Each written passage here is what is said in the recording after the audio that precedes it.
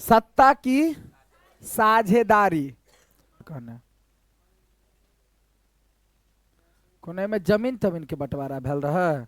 सत्ता के साझेदारी मतलब कथी, शासन चलाने के लिए बंटवारा होना चाहिए कि हमारे हाथ में भी रहना चाहिए ताकत और उसके हाथ में भी रहना चाहिए ताकत। और ऐसा कब होगा, जब किसी एक नेता को पूर्ण पूर्ण वोट नहीं मिलेगा तो, है ना। बैठो, देखो सत्ता की साझेदारी, चलो हम लोग देखते हैं, कोई दिक्कत नहीं है। सत्ता की साझेदारी, ठीक है। ये सत्ता की साझेदारी हम लोग समझ चुके थे कि कैसे क्या होता है, ठीक है। सत्ता मतलब क्या होता है, ताकत, बल, है ना।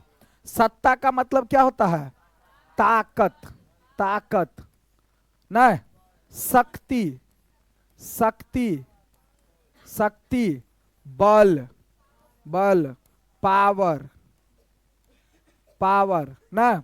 साझेदारी मतलब क्या, बंटवारा, है ना, बंटवारा और विभाजन, विभाजन, शेयर, है ना, शेयरिंग, ठीक है। तो इसमें सत्ता का मतलब ताकत है और साझेदारी मतलब बंटवारा। बंटवारा कई प्रकार से हो सकता है, लेकिन यहां बंटवारा क्या होगा, सत्ता की बंटवारा। सत्ता की बंटवारा क्या, कि जब कोई नेता खड़ा होता है और पूर्ण पूर्ण बहुमत नहीं ला पाता है जितना जरूरी है, अब पूरा पूरा बहुमत नहीं ला पाता है, तो उसे हम क्या कहते हैं कि सत्ता में साझेदारी होकर के दो दो पार्टी मिल करके सरकार बनाती है, तो इसका मतलब क्या होता है, सत्ता में साझेदार हो जाता है, ठीक है। बात समझ में आ रहा है। तो सत्ता की साझेदारी का मतलब यही होता है कि पार्टी प्रशासनों में साझेदारी होना, यानी कि अगर देश राज्य क्षेत्र कोई चलाने के लिए बंटवारा हो जाता है कि उसकी भी ताकत है और हमारी भी ताकत है ना। सो बात तो इससे रिलेटिव चैप्टर है, कल बढ़िया से समझा दिए थे, बहुत बारीकी से बताए थे इस चीज में, है ना। और 1 घंटा लेक्चर चला था आराम से, हम लोग 7वां 8वां के क्लास में चले थे, है ना। और वहां से जो है सारी चीजों को समझ करके आए थे। आज फिर से इस चीज को हम देख लेते हैं। देखिए बात क्या कह रहा है कि परिचय, ठीक है, परिचय। देखिए इस अध्याय के साथ हम लोकतंत्र की उस यात्रा को आगे बढ़ाएंगे। कौन बताएगा लोकतंत्र क्या होता है।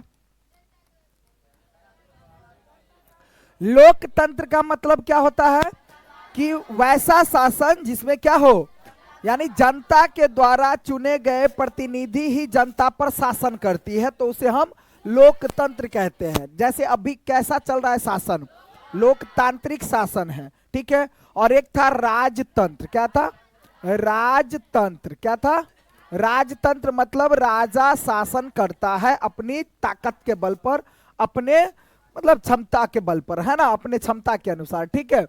लोकतंत्र को प्रजातंत्र के नाम से भी जाना जाता है। प्रजातंत्र मतलब प्रजा के द्वारा चुने गए प्रतिनिधि ही प्रजा पर शासन करेगी, ठीक है। हाँ, जैसा कि अभी चल रहा है। तो यही इस अध्याय के साथ हम लोकतंत्र की उस यात्रा, यात्रा मतलब आना जाना, जाने की बातें, है ना, को आगे बढ़ाएंगे, जो पिछले साल शुरू हुई थी। पिछले साल हमने देखा था कि लोकतांत्रिक व्यवस्था में सारी ताकत, मतलब सारी ताकत किसमें, लोकतांत्रिक व्यवस्था में सारी ताकत किसी एक अंग तक सीमित नहीं होती है ना। जैसे विधायिका, कार्यपालिका और न्यायपालिका के बीच पूरी समझ के साथ सत्ता को विकेंद्रित कर देना लोकतंत्र के कामकाज के लिए बहुत जरूरी है।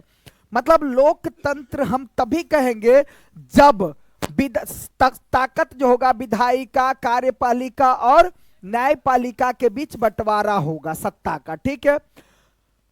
कर देना लोकतंत्र के कामकाज के लिए बहुत जरूरी है।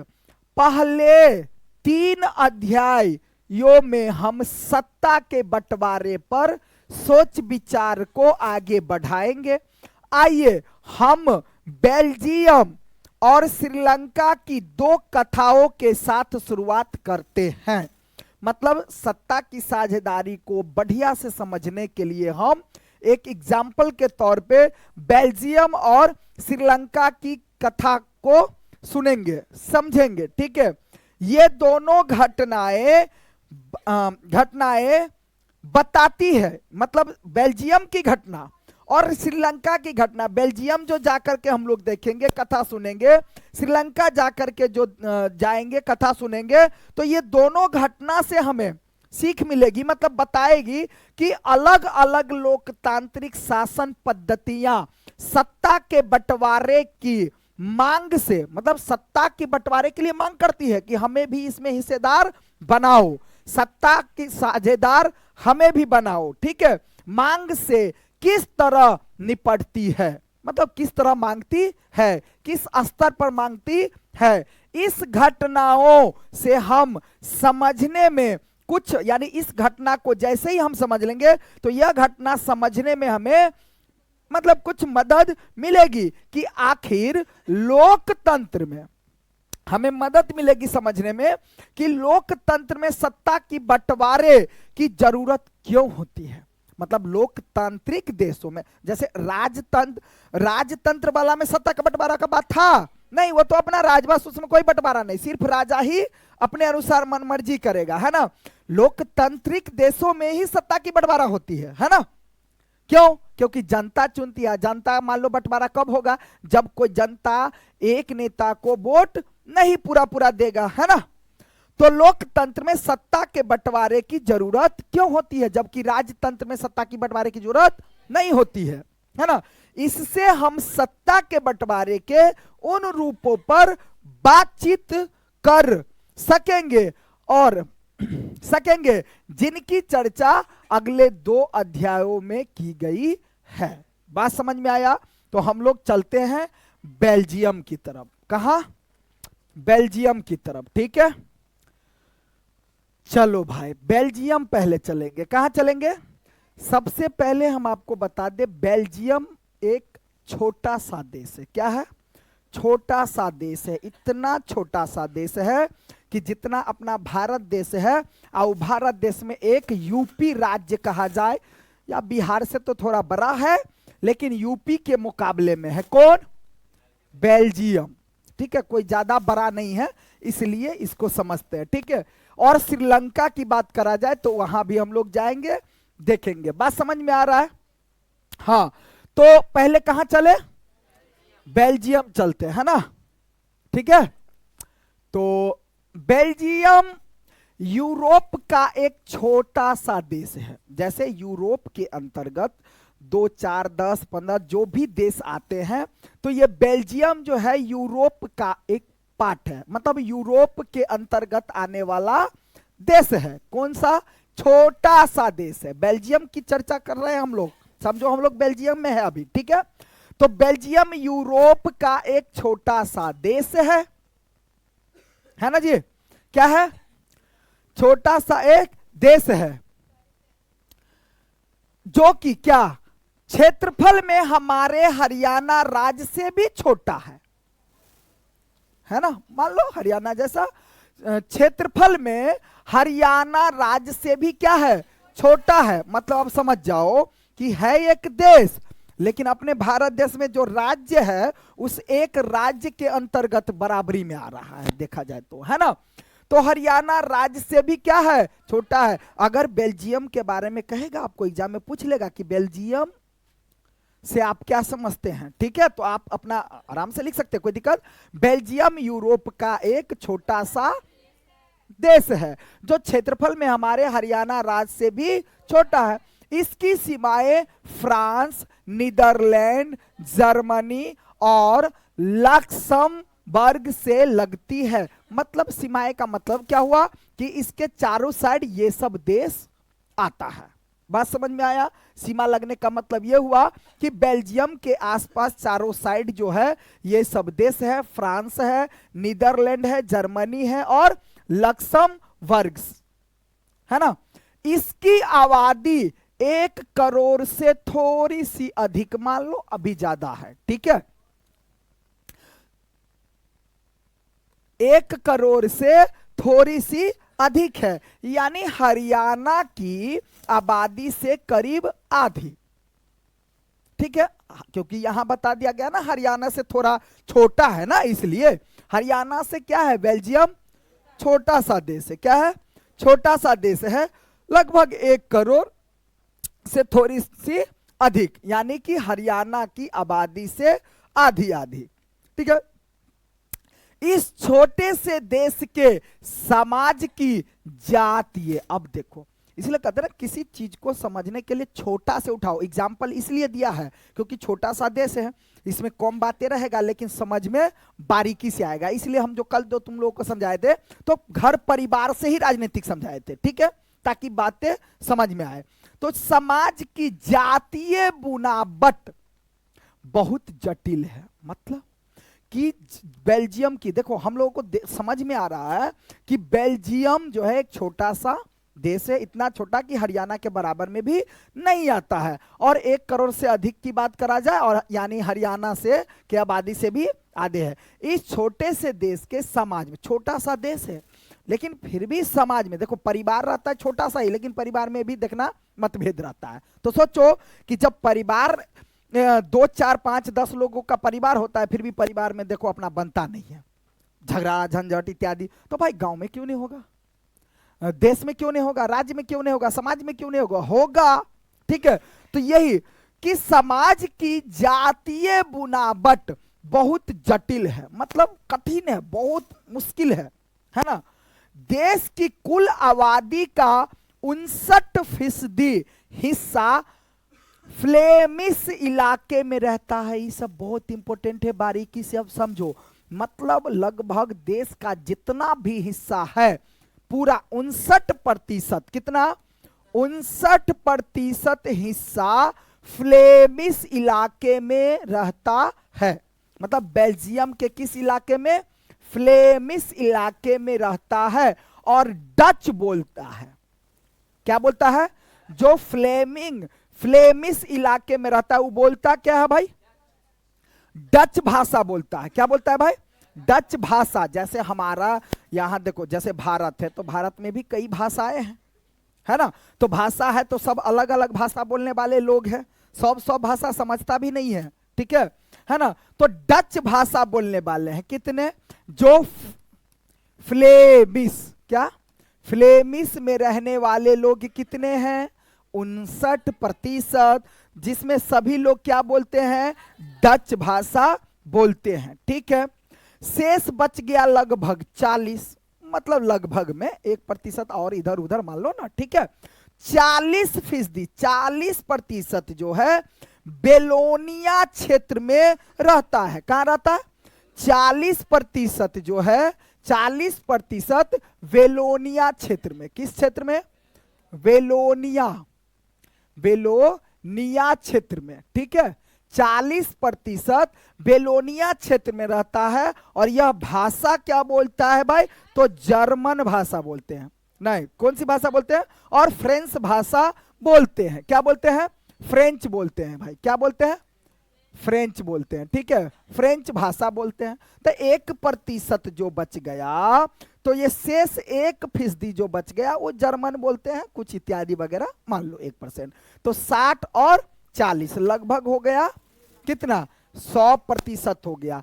तो हमें क्या समझ में आया कि बेल्जियम जब गए, बेल्जियम में पहला ज्ञान हमको ये मिला कि बेल्जियम जब घूमे तो एक छोटा सा देश है जो कि हरियाणा से भी छोटा है, हरियाणा से भी छोटा है। लगभग उसकी आबादी जो है 1.25 करोड़ या है ना, इसके अंतराल में है, 1 करोड़ से अधिक, ठीक है। हरियाणा की आबादी से भी आधा। और वहां जब देखने को मिला, अरे वाह, जाति बुनावट बिल्कुल जटिल कठिन है, जातीय बनावट जो है बिल्कुल कठिन है, मुश्किल है। वहां जो कुल 59% जो लोग हैं वह कहां रहते हैं, फ्लेमिश इलाके में रहते हैं, और भाषा कौन बोली जाती है, डच भाषा बोली जाती है। और कुछ जो है 40% वो बेलोनिया क्षेत्र में रहते हैं और क्या बोलते हैं, फ्रेंच बोलते हैं। बाकी 1% और अन्य जैसे जर्मनी इत्यादि वगैरह भाषा बोलते हैं, ठीक है।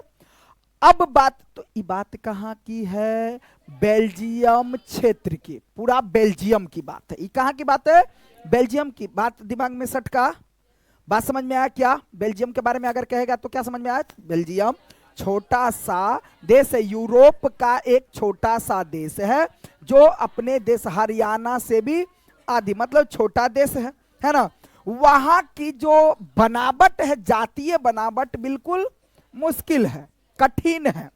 और हमें देखने को मिला क्या कि वहां के जो लोग हैं लगभग 59% लोग जो है फ्लेमिश इलाके में रहते हैं और डच भाषा बोलते हैं। बाकी का 40% जो है वो क्या है, बेलोनिया क्षेत्र में रहते हैं और फ्रेंच भाषा बोलते हैं। बाकी 1% हमको देखने को मिला कि जर्मन इत्यादि भाषा बोलते हैं। ठीक है, अब आते हैं कि बेल्जियम की राजधानी ब्रुसेल्स में। कहा? ब्रुसेल्स, यानी ब्रुसेल्स लिखा है लेकिन ब्रुसेल्स होता है। ठीक है, राजधानी ब्रुसेल्स के 80% लोग फ्रेंच बोलते हैं। मतलब क्या कि बेल्जियम का जो राजधानी है, क्या बेल्जियम की जो राजधानी है, जैसे बोलते हैं ना बिहार में ऐसा ऐसा बात देखने को मिला, अब बिहार की राजधानी पटना है तो पटना की बात आप बता रहा है। समझ में आ रहा है सभी को कि दिक्कत है? तो बेल्जियम की राजधानी जो ब्रुसेल्स है उसमें 80% लोग फ्रेंच भाषा बोलते हैं। कौन भाषा बोलते हैं?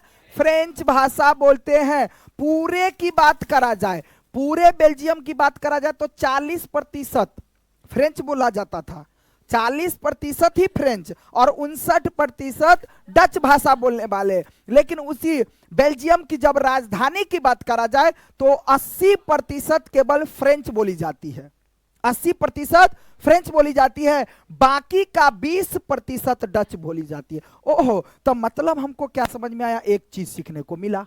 क्या सीखने को मिला? सीखने को यह मिला कि अजूबा वाली बात। अजूबा वाली क्या बात हुई भाई? अजूबा वाली बात यह हुई कि पूरा बेल्जियम, अब ये बेल्जियम क्या है तो 59% जो है क्या डच भाषा बोलते हैं, 40% जो है फ्रेंच भाषा बोलते हैं। और इसी के अंदर राजधानी, बिहार के अंदर ही तो पटना राजधानी आ रहा है ना, पटना कहाँ है? बिहार के अंदर है। तो इसका मतलब ब्रुसेल्स जो होगा कहाँ होगा भाई? बेल्जियम के अंदर। तो बेल्जियम के अंदर जो राजधानी है कौन? ब्रुसेल्स। उसमें देखने को मिला कि मतलब उतने क्षेत्र में क्या कि 80% तो फ्रेंच बोला जाता है, बाकी का 20% डच। मतलब क्या कि डच बोलने वाले की संख्या पूरा बेल्जियम में ज्यादा है। डच बोलने वाली की जनसंख्या पूरा बेल्जियम में ज्यादा है, जबकि फ्रेंच बोलने वाले की जनसंख्या क्या है? क्या है? कम है। पूरे बेल्जियम में, वही ना, पूरे बेल्जियम में फ्रेंच बोलने वाले की जनसंख्या क्या है? कम। और डच बोलने वाले की जनसंख्या क्या है? ज्यादा। जबकि बात करा जाए किसकी? ब्रुसेल्स राजधानी की, तो राजधानी में देखने को मिला कि 80% लोग फ्रेंच, यानी फ्रेंच बोलने वाले की जनसंख्या ज्यादा और डच बोलने वाले की जनसंख्या कम। ये बात हो गया थोड़ा उल्टा। मतलब बात समझ में आया कि फ्रेंच भाषा ज्यादा बोला जाता है राजधानी में और डच भाषा कम बोला जाता है। ठीक है, जैसे अब ऐसा क्यों हुआ होगा? अब ये होता है ना भाई कि हर क्षेत्र मिला करके ना बोला, हर क्षेत्र मिला करके बोला कि भाई इतने जगह पूरा मिला करके, कुल मिला करके 59% जो है क्या बोलता है?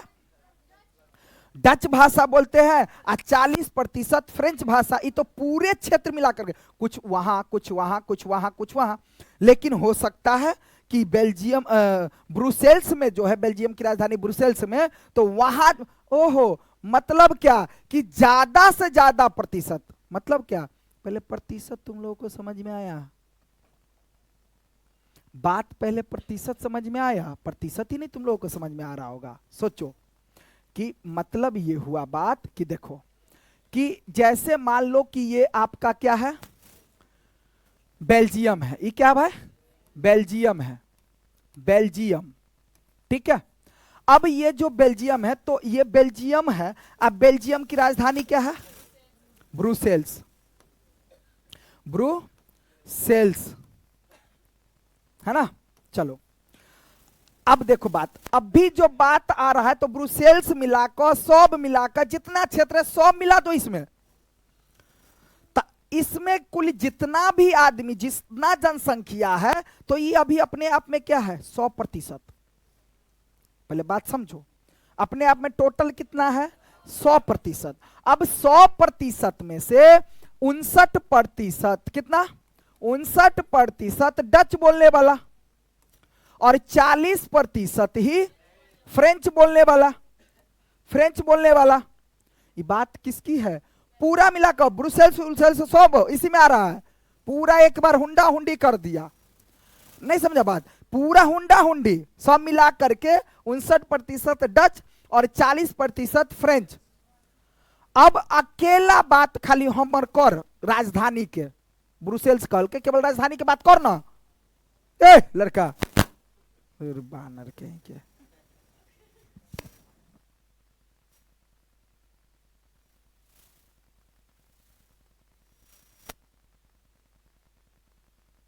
अब देखो, अब बात, अब ये तो पूरा, ये जो बेल्जियम में पूरा जितना आदमी था पहले सबको बोल दिया 100%। 100%, तो 100% में 2 पार्ट, मान लो 59 और 40, है ना? अब कह रहा है कि खाली ब्रुसेल्स, मतलब बेल्जियम की राजधानी खाली ब्रुसेल्स जितना क्षेत्र है ना, केवल ओकरे बात कर। तो केवल ओकरे बात कर, तो ई ब्रुसेल्स के खाली लेबे तय भर के छोड़ देबे। मतलब ई अपने आप में कितना है अभी? 100%। अपने आप में ही कितना है? 100%। 100% में से 80% फ्रेंच बोलने वाला है, 80%, और 20% क्या है? डच बोलने वाला है। मतलब बात समझ में आया ना? जैसे अब देखो, अब होता है ना कि कोई पैसा वगैरह हुआ, देखो जैसे हम बोले 50 रुपया है मेरे पास ना, अब 50 रुपया मेरे पास है, तो 50 रुपया अभी मेरे पास अगर 50 रुपया, तो 50 रुपया अपने आप में ही 100% है। अब 50 रुपया हमारा पास है, उसमें से 10% तोरा दे देबो, तो 10% तोरा दे देबो का मतलब कि 50 का 10% निकालेंगे, कितना पैसा तुमको देंगे? 100। तो 50 का 10%, 10% हटा तो बट्टा में 160 कट्टा, तब 5 रुपया, कितना? 5 रुपया तुमको देंगे। अब अगर कह देगा कि अगर अभी मान लो 50 रुपया के, अब परिवार की बात करा जाए तो परिवार में मान लो 200-400 रुपया जो कुछ भी, तो वो 200-400 रुपया क्या है? अपने आप में 100% है। तो कुल मिला के बात समझ में आया कि बेल्जियम ही पूरा, इसमें भी, लेकिन इसमें बोलने की जनसंख्या। तो अब देखो, अब अगर मान लो पूरा परिवार के हिसाब से जोड़ कर, अब देखो चलो और थोड़ा सा बात समझाते हैं, तब वो समझ में आएगा। जैसे मान लो कि अभी किसी के परिवार में है 500 रुपया, कितना है? 500 रुपया है, ठीक है? और ये जो 500 रुपया है, तो इसको हमको मिलेगा क्या? हम कह रहे हैं कि भाई पूरे परिवार के हिसाब से हमको 10% दो, या पूरे परिवार के हिसाब से हमको 20% दो, 20% चाहिए। तो 20% के लिए हम क्या करेंगे? 20 है ना, बट्टा में 100, तो इकट्ठा, तब 20 दूना, सॉरी 5 दूना 10, नहीं होगा जी, 5 दूना 10 आ एगो 0, तो 100 रुपया हमको मिलेगा। लेकिन उस परिवार में जो 5-7 आदमी है, तो एक आदमी के पास है कितना? 300 रुपया। तो वो आदमी पर अब बात कर रहा है, अकेला आदमी के, अकेला तोरा पास जेते हो ना, तो 20 रुपया दे, तो उसका जो हम 20 रुपया निकालेंगे तो क्या होगा? कटा, तो 3 दूना 6, यानी 60। लो कितना? 60 हो गया ना, 3 दूना 6 और एगो 0, तो कितना हो गया? 60 हो गया। अब इसकी तुलना में इसको इधर से ज्यादा मिल रहा है, क्योंकि पूरा परिवार में ना है। बात समझ में आया? तो इसे ही बेल्जियम जो है केवल अपना है जो 80%, केवल वहीं पर। तो मतलब हमको समझ में ये आना चाहिए, क्या समझ में आना चाहिए भाई? कि यही समझ में आना चाहिए कि मतलब ज्यादा से ज्यादा फ्रेंच बोलने वाले लोगों की जनसंख्या कितना, मतलब ज्यादा से ज्यादा फ्रेंच बोलने वाले की जनसंख्या होगा राजधानी में ही, ब्रुसेल्स में ही। मतलब और क्षेत्र में कम कम होते, ज्यादा से ज्यादा फ्रेंच बोलने वाले की जनसंख्या कहां होगा? तो ब्रुसेल्स में ही होगी। बाकी जो कहीं कहीं होगा वो कम कम फ्रेंच बोलने वाले होगा, और डच बोलने वाले लोगों की जनसंख्या ज्यादा। तो ये बात, तो हमको ढांचा ये समझ में आ गया कि ये कहीं ना कहीं बात तो अलग है ना जी। कि अगर हम गए बेल्जियम तो बेल्जियम का ढांचा देखे कुछ और, लेकिन बेल्जियम की राजधानी को देखे तो राजधानी के अकॉर्डिंग क्या हमको मिला कि फ्रेंच बोलने वाला ज्यादा है, डच बोलने वाला कम है। बेल्जियम की बात पूरा मिला करके करते हैं तो डच बोलने वाला ज्यादा है, फ्रेंच बोलने वाला कम है। ठीक है, तो ये बात था। तो बेल्जियम के बारे में अब तुम बढ़िया से नहीं कह देगा, है ना। लोग डच। अल्पसंख्यक फ्रेंच, अल्पसंख्यक का मतलब होता है कौम, लोग। अल्पसंख्यक मतलब कौम, ठीक है। अल्पसंख्यक फ्रेंच भाषी लोग तुलनात्मक यानी तुलना में, यानी अल्पसंख्यक फ्रेंच भाषी लोग तुलनात्मक रूप से ज्यादा समृद्ध और ताकतवर रहे। ओहो, अब सोचो, मतलब फ्रेंच बोलने वाले की संख्या, अल्पसंख्यक फ्रेंच भाषा लोग तुलनात्मक, यानी फ्रेंच कम ना, बेल्जियम की बात यहां चल रहा है, अब ब्रुसेल्स की नहीं। ब्रुसेल्स में तो ज्यादा था फ्रेंच बोलने वाला, लेकिन बात किसकी हो रही है, बेल्जियम की। तो बेल्जियम में जनसंख्या कम ना हुआ, इसलिए अल्प लगल है फ्रेंच के आगे। लेकिन अगर रहता कहां की, ब्रुसेल्स की, तरह रहता अल्पसंख्या नहीं, अधिक से अधिक संख्या।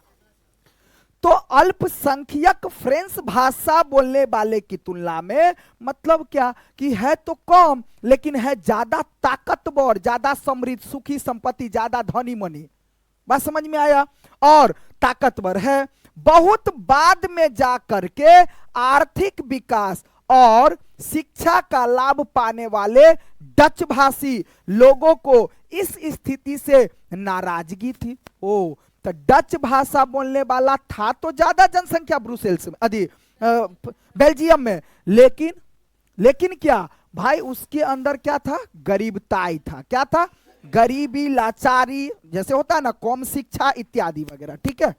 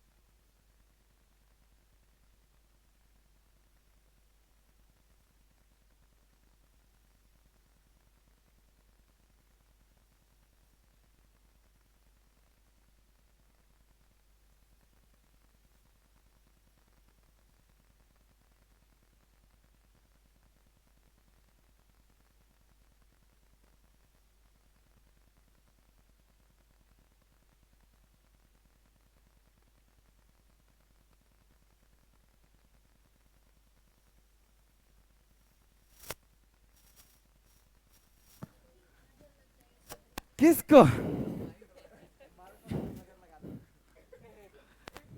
चलो तो बात समझ में आया। मतलब देखो, बढ़िया से समझ में आवे है बात, कथी समझ में आवे है, कथी कहले, अब लिख ना देवा। अरे अभी तो शुरुआते है, घबरा के ले छे, पूरा हर एक चीज सिखा दे। पैर जले बने तब बुझबे। अब एकटा क्वेश्चन एग्जाम में नहीं छूटत, एकटा क्वेश्चन अपना मन से भर देवे। एकेटा बात ई बुझियो, आ अब खुशी के दीदी के ला कोई छे, ई कहियो ना कि खुशी है भाई, ओकरा दीदी से मस्ती करो के नहीं है आके हक। जितबे तक हक है उतबे लिया। हाँ तो अब आ जाओ, छोड़ो मस्ती छोड़ो, आ जाओ। अब देखो मतलब अब देखो ना सत्ता में भाई, अब बात क्या होगा सो समझो। ऐसा जानकारी क्यों दिया, कुछ तो वजह होगा ना, क्योंकि हमें सिखा रहा है कि पूरे बेल्जियम की बात करा जाए तो डच बोलने वाले की जनसंख्या ज्यादा और फ्रेंच बोलने वाले की जनसंख्या कम, लेकिन ब्रुसेल्स राजधानी में जो है फ्रेंच बोलने वाले की जनसंख्या ज्यादा, डच बोलने वाले की जनसंख्या कम। तो उसी में से कहा अल्पसंख्यक जो फ्रेंच भाषा बोलने वाला वो फिर भी क्या है, ज्यादा ताकतवर है, ज्यादा शक्तिशाली है, ज्यादा ज्ञानी है, ज्यादा धनी मनी है, लेकिन मतलब उसकी आर्थिक स्थिति अच्छी है। और शिक्षा का लाभ पाने वाले डच भाषी लोगों को इस स्थिति से नाराजगी थी। इसके चलते 1950 और 1960 के दशक में फ्रेंच और क्या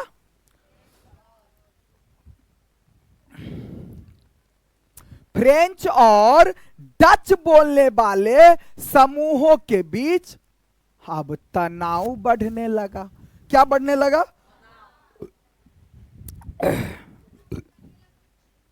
तनाव मतलब अब दुश्मनी पैदा होगा।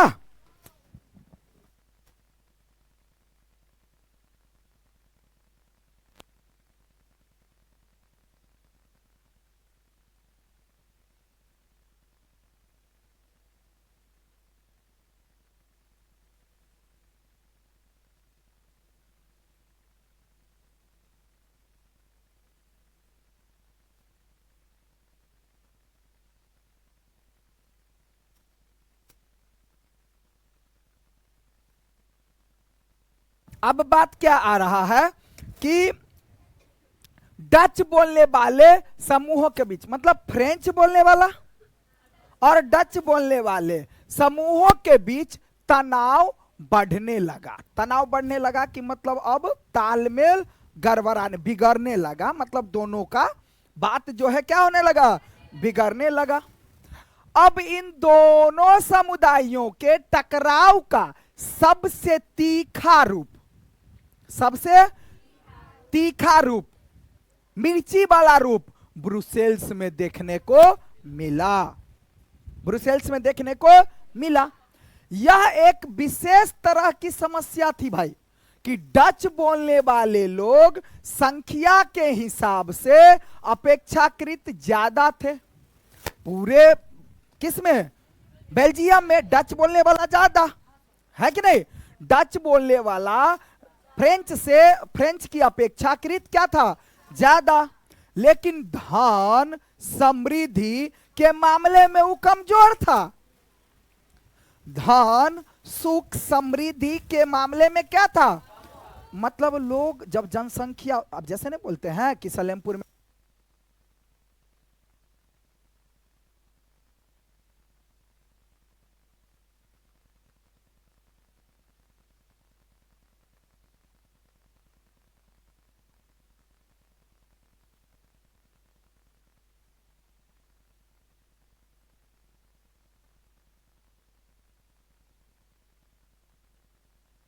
ऐसे हम लोगों में वाला में ले लो, हमारे गांव में जो है कि यादव सबकी जनसंख्या ज्यादा है लेकिन अमीर में नहीं है ज्यादा।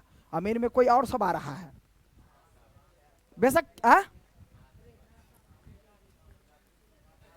ठीक है, तो कोई और भी आ रहा है। तो यही कहने का मतलब कि जनसंख्या भले ही क्या है, ज्यादा है, किसकी,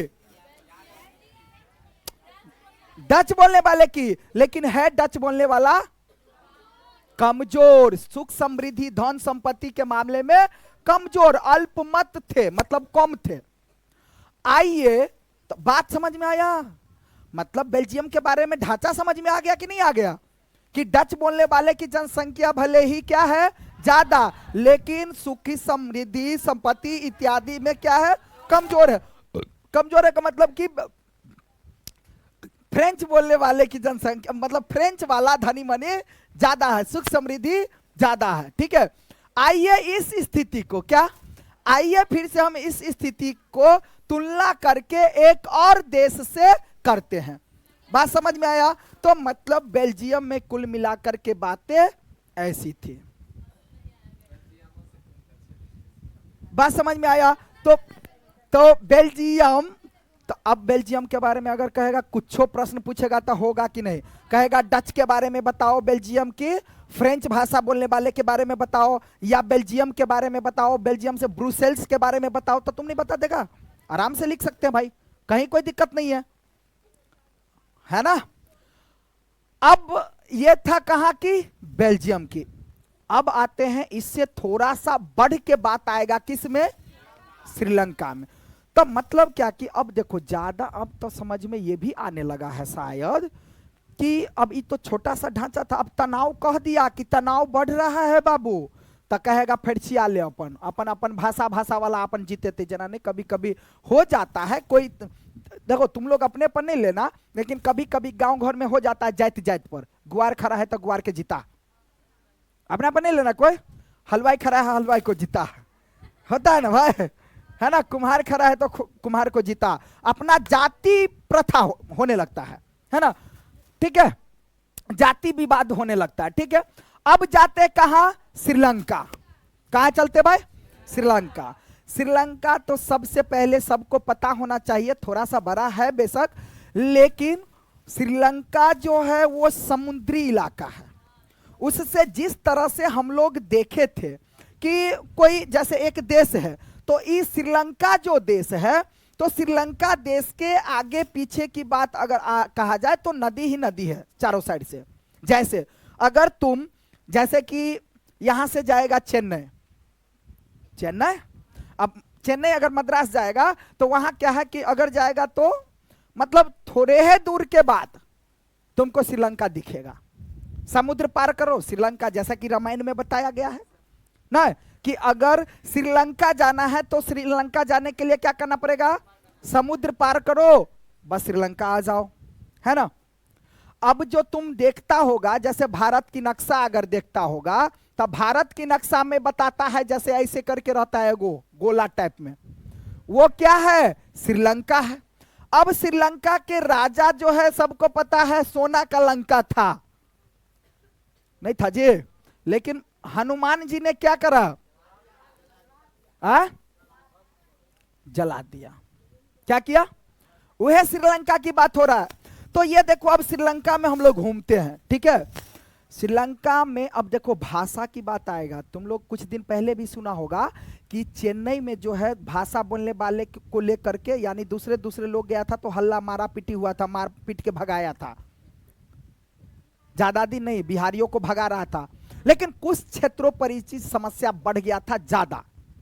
ठीक है, तो अब देखो श्रीलंका एक द्वीपीय देश है। द्वीपीय देश का मतलब यही हुआ कि श्रीलंका एक द्वीपीय देश है, मतलब चारों साइड देख रहे, अरे भाई तो पहाड़ है या फिर क्या है? समुद्री पानी पानी पानी है। ठीक है, तो श्रीलंका जो है क्या है? द्वीपीय देश है। द्वीपीय देश का मतलब है कि आसपास में चारों साइड से क्या है भाई? नदी है, पानी है, इत्यादि है। जो है ना, जो तमिलनाडु के दक्षिण तट से कुछ, तमिलनाडु मतलब वही चेन्नई की बात, तमिलनाडु के दक्षिणी तट से कुछ किलोमीटर पर, वही बोले कुछ किलोमीटर पर श्रीलंका आ जाता है। सीधा सा बात कहे तो चेन्नई से श्रीलंका दिखता है। जैसे फॉर एग्जांपल हम कहते हैं ना कि यहां से नेपाल भी दिखता है। कभी कभी तुम लोग अपने छत पर देखेगा, दोपहर के समय में आएगा तो नेपाल का पहाड़ दिखता है।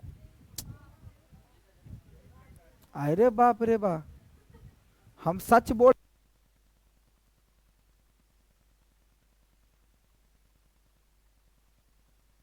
और कहीं देखना तो आभास होगा कि नेपाल का पहाड़ दिख रहा है हमको। तुमको समझ में नहीं आएगा, तुम उतना दिमाग लगा ही नहीं सकती हो।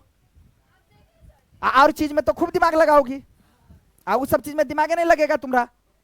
देखो यहां पता, देखो तो कुछ किलोमीटर की दूरी पर स्थित है, मतलब कुछ, सीधा समझो समुद्र पार कर लो तो बात खत्म। मतलब कि चेन्नई से जो है श्रीलंका देखने को मिलता है ना। जैसे अभी बहुत तुमको बता दे, चेन्नई में बहुत सारे लोग ऐसे हैं जो अभी भी रावण की पूजा करते हैं।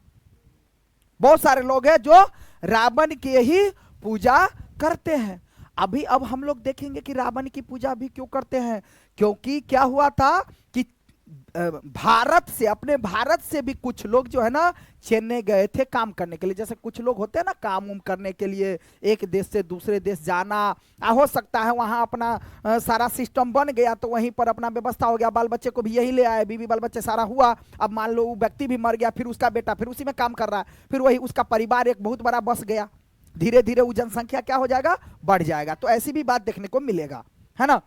तो देखिए दूरी पर स्थित है, इसकी आबादी, किसकी आबादी भाई, इसकी मतलब श्रीलंका की आबादी लगभग 2 करोड़ यानी हरियाणा के बराबर यानी उससे ज्यादा है, ठीक है, उससे ज्यादा है, हरियाणा से ज्यादा ही है। अब दक्षिण एशिया के अन्य देशों की तरह श्रीलंका की आबादी में भी कई जातीय समूह लोग हैं, सबसे प्रमुख सामाजिक समूह। तो देखो अब कहने का क्या मिला कि अगर कहेगा कि श्रीलंका के बारे में आप क्या जानते हैं, तो थोड़ी सी बात हम क्या लिख सकते हैं कि श्रीलंका एक द्वीपीय देश है। क्या है भाई, मतलब समुद्री इलाका वाला देश है ना, जो तमिलनाडु के दक्षिणी तट पर स्थित है ना, कुछ किलोमीटर की दूरी तय करने से आ जाता है, ठीक है। इसकी आबादी लगभग 2 करोड़ यानी हरियाणा के बराबर, उससे थोड़ा ज्यादा। दक्षिण एशिया के अन्य देशों की तरह श्रीलंका की आबादी में भी कई जातीय समूह के लोग हैं। ओहो, मतलब कहने का ये मिला, क्या हमें ये समझने को मिला कि श्रीलंका में भी दूसरे देशों की तरह कि अन्य प्रकार के जाति, कई जाति वहां रहते हैं, ठीक है, मतलब अन्य अन्य जाति समूह के लोग वहां रहते हैं। जैसे बोलते हैं ना भाई कि भारत देश में ही जाति है, वो जाति है, वो जाति है, वैसे ही श्रीलंका में भी क्या है, ये नहीं कि केवल राक्षस जाति है। हालांकि श्रीलंका में केवल कौन था जी, ज्यादातर कौन था, राक्षस जाति, तब ना राक्षसों का राज था ना वो, ठीक है।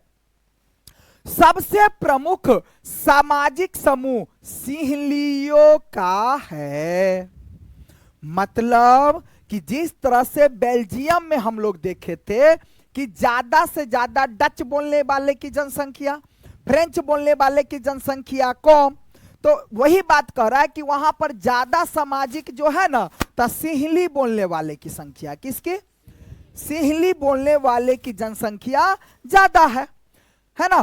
कुल जनसंख्या का 74%, मतलब कि श्रीलंका में चाहे जितना भी जनसंख्या हो ना, उसका 74% निकाल करके, कितना, 74% निकालेंगे, उतना जो है लोग केवल सिंहली भाषा बोलने वाले की जनसंख्या है।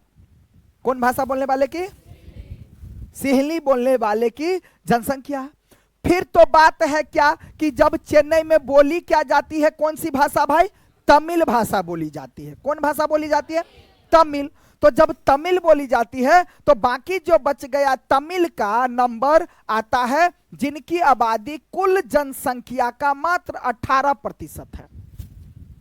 74% और ये क्या 18%। अब तमिल में भी 2 तरह के तमिल थे, 2 तरह के तमिल, वही अभी हम जो चर्चा किए ना वही बात आएगा।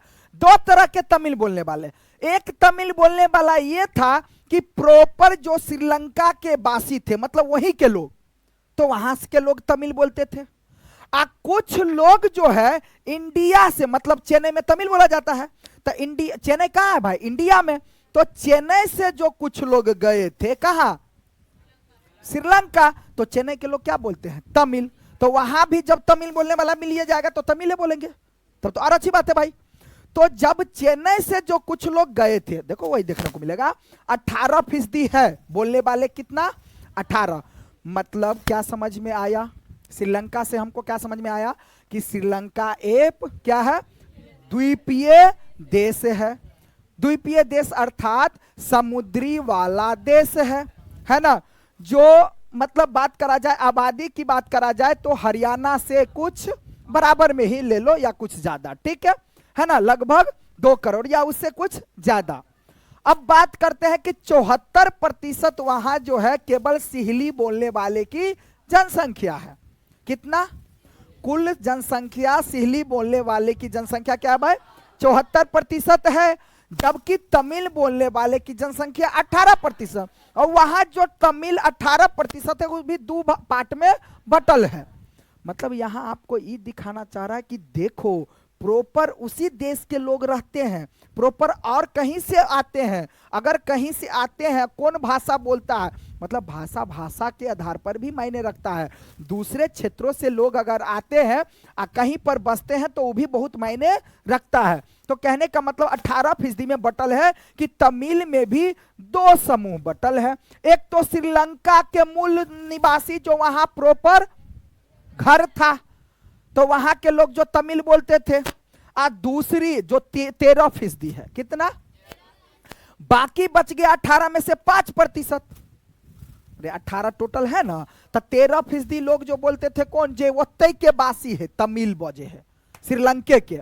लेकिन 5% जो होगा वो 5% कौन होगा, देखो 5% और हिंदुस्तानी तमिल, और मतलब 13% तो उसका हो गया।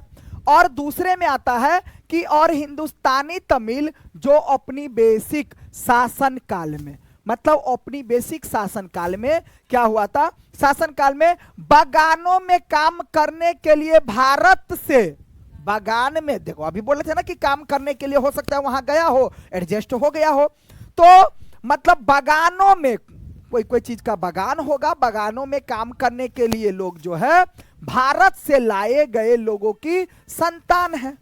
मतलब संतान, आप समझ में आया कि पहले के जमाना में भारत से लोगों को लाया गया था श्रीलंका काम करने के लिए, किसके लिए, तो काम करने के लिए जो लाया गया था, तो वहां पर वो काम करते करते करते करते उसका बाल बच्चा एडजस्ट हो गया होगा वहीं पे, तो उसकी मतलब पूरा बीबी बाल बच्चा जितना, तो वो तो खानदाना मरा गया, तो उसी का जो वंशज यानी संतान, क्या कौन भाषा, तमिल भाषा बोलते हैं, उसी के संतान, किसके संतान, भारत से लाए गए मजदूरों के संतान।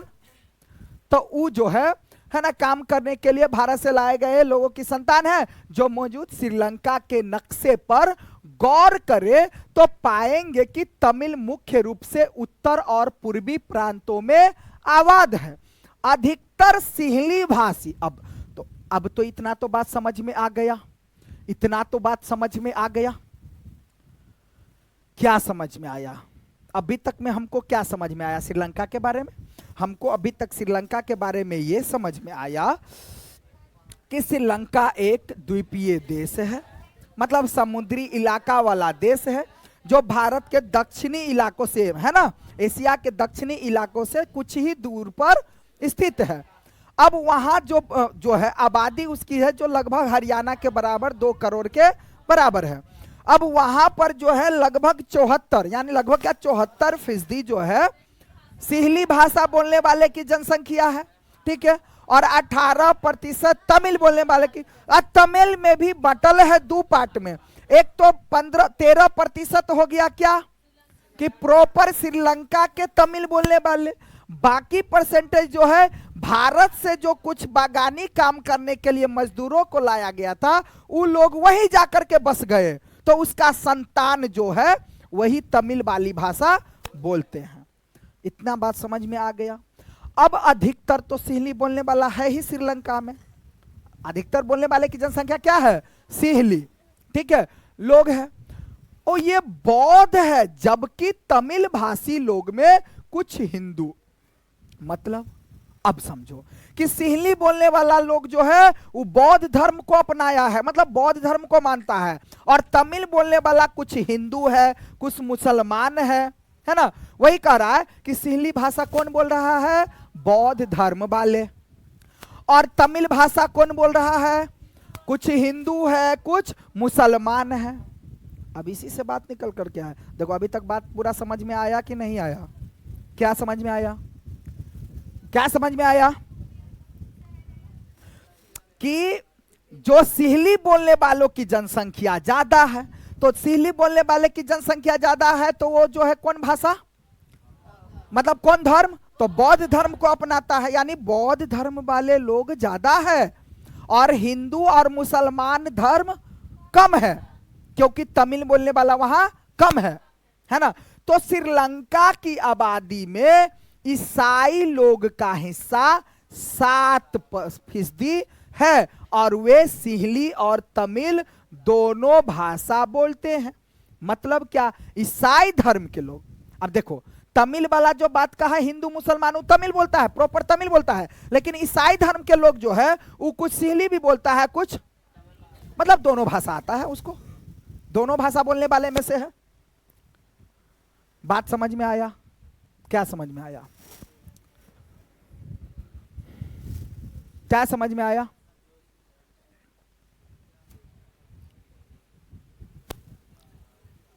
बात क्या समझ में आया? कि बात यह समझ में आया कि सिंहली भाषा बोलने वालों की संख्या ज्यादा है, मतलब 74%।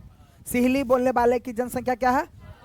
एक मतलब बौद्ध धर्म के लोग है 74%, क्योंकि प्रॉपर कह दिया ना, बौद्ध धर्म के लोग है 74%।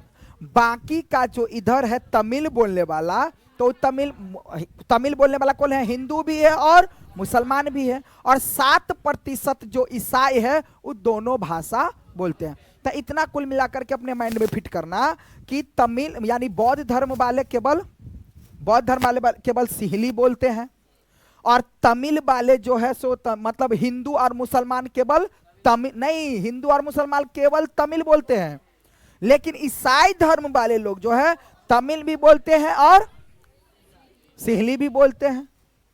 चलो इतनी बात तो समझ में आ गई कि कहीं दिक्कत है? कहीं दिक्कत नहीं है? चले ना आगे। अब देखो श्रीलंका में बहुसंख्यकवाद हो गया। अब देखो यहां जो है ना, देखो वहां तो तनाव हुआ ही, वहां भी तनाव हुआ। कहां? बेल्जियम में। तबियत ने कह दिया क्योंकि ज्यादा जनसंख्या, कम जनसंख्या के कारण क्या होने लगा? तनाव बढ़ने लगा। अब तो तुम्हारे माइंड में तो यही ना कह रहा होगा कि तनाव बढ़ा मतलब बढ़ गया होगा, कुछ उल्टा पुल्टा हुआ होगा। अब तुमको एक आभास दिलवा दिया कि भाषा बोलने वाले के आधार पर भी तनाव होती है किसी देश में, और वो प्रारूप आपको इसमें देखने को मिलेगा। तो कुल मिलाकर के अभी तक हमको जनसंख्या के बारे में, भाषा बोलने वाले के बारे में, पूरा श्रीलंका के बारे में हम लोग समझ चुके हैं। अब हम लोग समझेंगे कि ये जो भाषा बोलने वाले हैं, तो ये क्या श्रीलंका में बहुसंख्यकवाद पैदा हो गया कि जिसकी लाठी उसकी मतलब जेकर मतलब जिसकी लाठी उसकी भैंस का मतलब यही ना, जिसकी लाठी उसकी भैंस का मतलब क्या हुआ? कि जेकर ज्यादा आदमी रहते वो जीतते। तो बहुसंख्यकवाद अब हो गया। देखो अब बात कब की है? 1948 ईस्वी में श्रीलंका आजाद हुआ था, सबको पता है। 1948 ईस्वी में श्रीलंका आजाद हुआ। श्रीलंका कब आजाद हुआ? 1948 ईस्वी में। अब सिंहली समुदाय के नेताओं ने अपनी बहुसंख्या के बल पर शासन पर प्रभुत्व जमाना चाहा। मतलब क्या? अब आएगा मजा। मजा ये आएगा कि मतलब सिंहली बोलने वाले की जनसंख्या ज्यादा, तो सिंहलियों के नेताओं ने सोचा हम्मर भाषा बोला वाला ज्यादा है, तब भाई हम्मर राज चलतो, बात समाप्त। तू सब कनी मनी छे तमिल वाला सब, तमिल उमिल वाला सब है ना, या फिर दूसरे भाषा या दूसरा धर्म वाला सब जो है, तुम लोगों का जनसंख्या कम है, मतलब तुमको नहीं, बात समझ में आया? तुम्हारा यहां कुछ सत्ता नहीं चलेगा।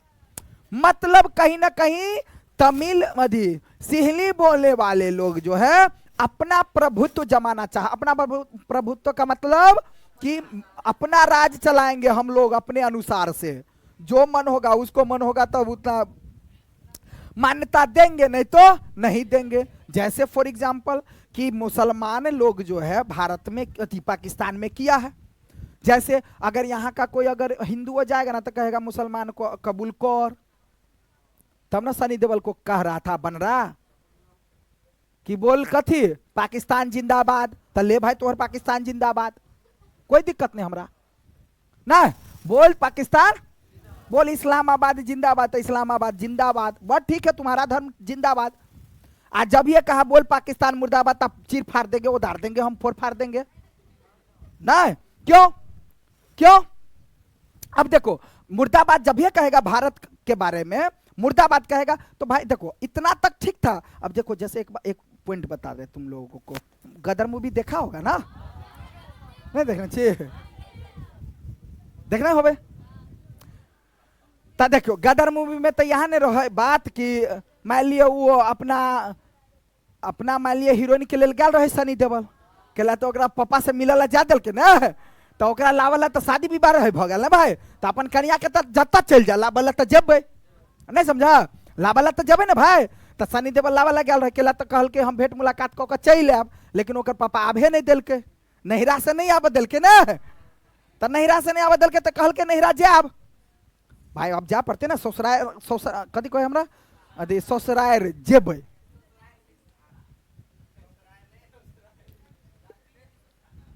अरे बानर ससुराल मतलब सनी देओल के ससुराल रे भेले ने वो, बानर कहीं के नहीं था नहीं भेले, तो फिर त ससुराल जेबे आ कन्या के लऽ के एबे, कहला तो हमरा ओकरा बिना बने नहीं है भाई, कन्या छल ना कन्या तो चलता है ना। अब वहां गया, अब ओकरा तो पापा सब आबे नहीं देलके, ओकरा पकड़ उकड़ लेल के सब चीज क्रियाक्रम भेल ले, आ ओकरा जे कहल के अगर शादी तुम अगर मान लो तुम इसके साथ शादी विवाह किया भी है तो तुमको यही रहना पड़ेगा, मेरा दामाद बन करके रहेगा, मतलब घर जमाई बसना पड़ेगा तुमको, नहीं समझा? तो वो स्वीकार तो वो नहीं करेगा भाई, अब नहीं करेगा तो अब उससे हो गया बाताचीती। तो अब वो था कहाँ का? भारत का। कहाँ का? अब उसको बोला क्या कि वो कहा कि चलो ठीक है, हम अपनी बीबी बाल बच्चे के लिए कुछ भी कर सकते हैं। अब कुछ भी का मतलब ये नहीं, सुनो, अब कुछ भी करने को तैयार है। तो उसको कहा चलो ना थोड़ी देर के लिए हम मुसलमानों बन गए, एक बात बताते हैं, मतलब सनी देओल यही ना कहा भाई चलो तुम्हारा कबूल कर लेते हैं, तुम्हारा कबूल कर लेते हैं, चलो ठीक है सब चीज है। तो उसको कहा क्या कि बोलो पाकिस्तान जिंदाबाद। तभी सोच में पड़ गया कि भाई की करूं, हम तो छी तब हिंदुस्तान के, तो वो कह दिल के की कहल के कि पाकिस्तान जिंदाबाद कह दिल के।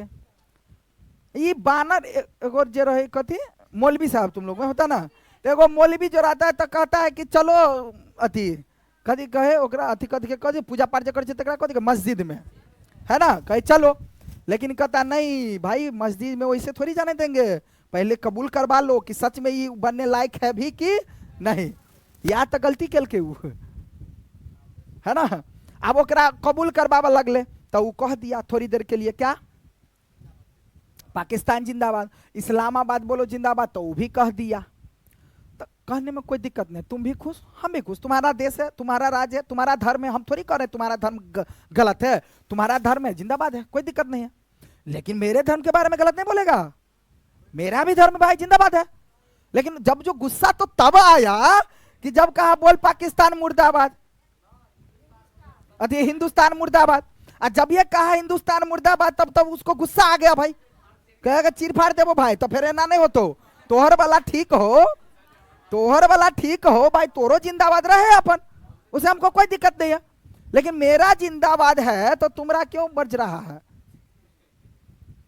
भाई, तुम्हारा क्यों बज रहा है भाई, तुम्हारा टकला क्यों बज रहा है, हम भी खुश तुम भी खुश रहो। तो तब के ना भेलो, तो नहीं भेलो तो फिर छिया ले, तब हम कॉल तल उखाड़ के मारा लगबो, कहा उखाड़ने रहे, उखाड़ कहल के उखाड़ देबो, उखड़ल के थोड़ी, ठीक है। तो ये बात है, तो यही अब पाकिस्तान में क्या करता है, अभी तुम लोग भी जाएगा ना तो कि कोई भी लोग जाएगा ना बहुत परेशान करता है, इसीलिए कुछ लोग पाकिस्तान जाने से, लेकिन एक बात तो है, आप पाकिस्तान के बहुत मुसलमान जो है समझो गदर 2 मूवी में एक लाइन अच्छा लगा, क्या लाइन अच्छा लगा है कि ये लाइन अच्छा बोला है कि बात सही है कि अगर पाकिस्तान के लोगों को फिर से अगर मौका मिले भारत आने को तो आना चाहेगा, ये बात सच है, क्योंकि वो बेचारा भाई जनता को क्या मतलब है भाई, राज कोई भी करे, हमको क्या दिक्कत है, राज कोई भी करे, आ जाएगा, आ जाएगा तो मान लो कि क्योंकि कहेगा हमको देखो पाकिस्तान जानता है, देखो पाकिस्तान भी जानता है कि हिंदुस्तान हमार बाप है, ये जानता है, डरता भी है, लेकिन तब उन्हें कहे है कि बीच बीच में झाई चढ़ना है, तेनाही तो ओकरा मिर्गी तिरगी आवा लोग है बीच बीच में तो कनी कनी बदमस्ती करे, वो जानता है कि है हमार बापे, लेकिन तब वो अब जाए कनी मुंह लगावा के लिए तो बीच में जैसे, तो वही बात। अब देखो यहाँ ज्यादा क्यों है वहां, क्योंकि क्यों है दूसरे धर्म को नहीं चलने देता, क्योंकि मुसलमान वहां ज्यादा है, मुसलमान वहां ज्यादा है इसलिए ना भाई। अब देखो इस सिहली समुदाय के नेताओं ने अपनी बहुसंख्यक के बल पर शासन पर प्रभुत्व जमाना चाहा। अब इस वजह से लोकतांत्रिक रूप से निर्वाचित ध्यान दो, निर्वाचित सरकार ने सिहली समुदाय के प्रभुत्व कायम करने के लिए अपनी बहुसंख्यक प्रस्ती के तहत कई कदम उठाए। अब बात क्या होगा भाई, ये जो लोकतांत्रिक रूप से निर्वाचित सरकार ने, जो लोकतंत्र के अनुसार ही निर्वाचन किया गया था, नियुक्त किया गया था सरकार को, हम नहीं समझा, अगर हम नेता बनेंगे आज जब जो हो गया क्या, भाषावाद हो गया, बहुत संख्यकवाद हो गया, तो हम जो सरकार बने तो बहुत संख्या है किसका, सिहली बोलने वाले का, तो हमको तो कहेंगे भाई लास्ट में सिहली के अनुसार चलना पड़ेगा, क्योंकि हमको भी तो सरकार बचाना है, तो भाई चल तुमको महत्व ज्यादा दे देते हैं, इसको महत्व कम दे देते हैं। जैसा कि अभी यूपी में वही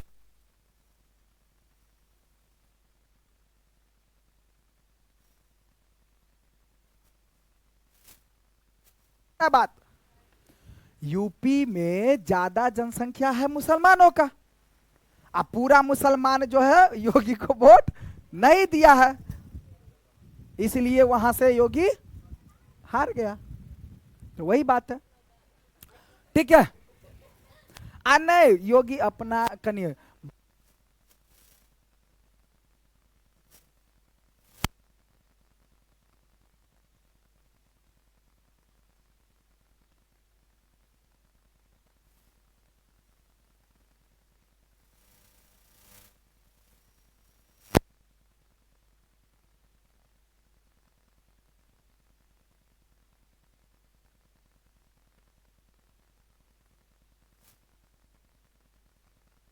समझ आए ना, तो वो बेचारा सब जो है से खिसिया का गड़बड़ कर दिया है ना। तो अब देखो, अब बात 1956 में एक कानून बनाया गया। अब देखो, अब सरकार किसके तहत, सिहलियों के तहत जा रहा है। अभी तक में बात पूरा समझ में आया है ना भाई, हमको नहीं लगता कि कहीं दिक्कत होना चाहिए। 1956 में एक कानून बनाया गया जिसके तहत तमिल को दरकिनार करके सिहली को एकमात्र राजभाषा घोषित कर दिया गया। अरे भाई मनवा हो गया ये। अब मतलब जैसे जैसे पाकिस्तान में इस्लामाबाद, क्या इस्लामाबाद, लेकिन हिंदुस्तान में तो ऐसा कोई नहीं है बात, धर्मनिरपेक्षवाद नहीं। तो अब यहां क्या किया कि सिहली बोलने वाले को यानी कि राष्ट्रीय लेवल पर उसको मान्यता दे दिया, और तमिल बोलने वाला सबके कुछ होने, जो तू सब कुछ नहीं छे। मतलब सिहली बोलने वाले को क्या कर दिया, राजभाषा घोषित कर दिया कि मतलब ज्यादा से ज्यादा जितना हो, मतलब राजभाषा अधि सिहली भाषा बोलने वाले को ही मान्यता दिया जाएगा, तमिल बोलने वाले को मान्यता नहीं दिया जाएगा। ठीक है। अब देखो अब क्या कह रहा आगे, घोषित कर दिया गया। अब विश्वविद्यालय और सरकारी नौकरियों में सिहलियों को प्राथमिकता देने की नीति भी चली। ओहो, मतलब क्या बात ये चला कि तो एक चीज तो देखने को मिला सरकार के तरफ से, क्या कि सिहली वाले भाषा को राजभाषा घोषित कर दिया। उतना ही नहीं, अब देखो ना, अब तो मायर होता है, अब मायर हो जाता है। अब राजभाषा घोषित तो कर ही दिया, दूसरे स्तर पर यह भी गलत किया कि विश्वविद्यालय और सरकारी नौकरियों में सिहलियों को प्राथमिकता देने की नीति भी चली।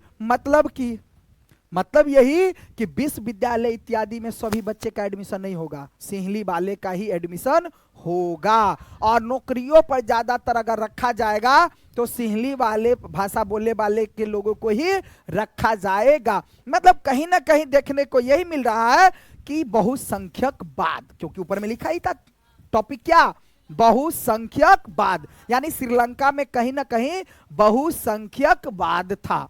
क्या था? बहुसंख्यकवाद। अरे बात सबको समझ में आ रहा है कि नहीं आ रहा है? एगो ओकरा ने खड़ा हो, हाँ लाल स्वेटर वाला, हाँ ए कैल तो हेरा गल रही है दुनिया में, तो होते तो ये बुझते नहीं होते कि ये सब बुझलिए कोई हो ना, एते चीज हम पढ़बे कर चाहे एगो चीज नहीं पढ़बे तो की होते, माइंड अकर इहो कहत होते आप जेते चैप्टर तई में ध्यान देबे, बात सही है। देखो तो भाई सो ध्यान दियो, बुझबे बानर कहीं के रे मन लागत। साइंस के दुनिया में मन लगे छल ना, आई के दुनिया में तो और बमई का मन लगे है। ठीक है, तो सिहलियों को प्राथमिकता देने की नीति भी चली। मतलब क्या, नौकरी इत्यादि पर सरकारी में यानी कि विश्वविद्यालय इत्यादि में मतलब उस बच्चे को ज्यादा से ज्यादा छूट करा। अब देखो नए संविधान में यह प्रावधान भी किया गया कि सरकार बौद्ध मत को संरक्षण और बढ़ावा देगी। अब तो भाई होगा बम कौवल, मतलब बौद्ध धर्म बोलने वाला, बौद्ध धर्म ही ना सिहली बोलने वाला था, बाकी हिंदू और मुसलमान और ईसाई फिट्टा। हिंदू मुसलमान तो तमिल बोलता था और ईसाई वाला दोनों। ठीक है, तो अब बात तो ये आ गया, इतना तक भी सह रहा है अपना तमिल वाला सब। अब तो ज्यादा बिगड़ने लगा कि संविधान में यह भी प्रावधान किया गया कि सरकार बौद्ध मत को ही संरक्षण देगा। हाँ, तो बौद्ध धर्म को अभी तक तो है भी ना, श्रीलंका में बौद्ध धर्म को ही मान्यता दिया गया है ना, इसीलिए तो ले चल रहा है ना। ये बात समझ में आया?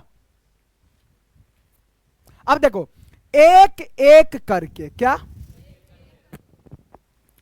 एक एक करके आए इन सरकारी फैसलों ने श्रीलंका तमिलों की नाराजगी और शासन को लेकर उनमें बेगानापन बढ़ाया। मतलब हम कथी छिरो,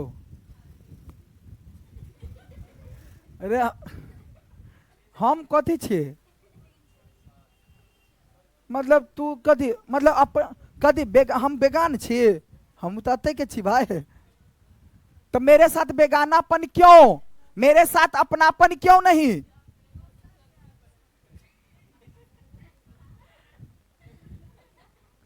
तो देख ले, तो फिर हम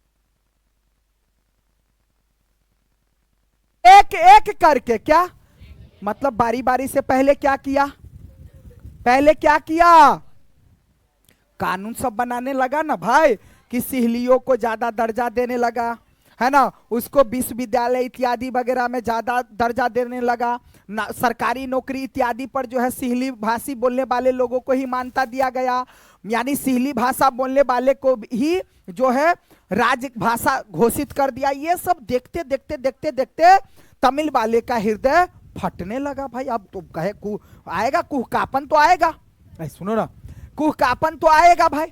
अब ये सोचने लगा भाई मेरे साथ बेगानापन क्यों, जब सिहलियों के साथ अपनापन है तो हम लोगों के साथ बेगानापन क्यों, हम लोगों के साथ अपनापन क्यों नहीं।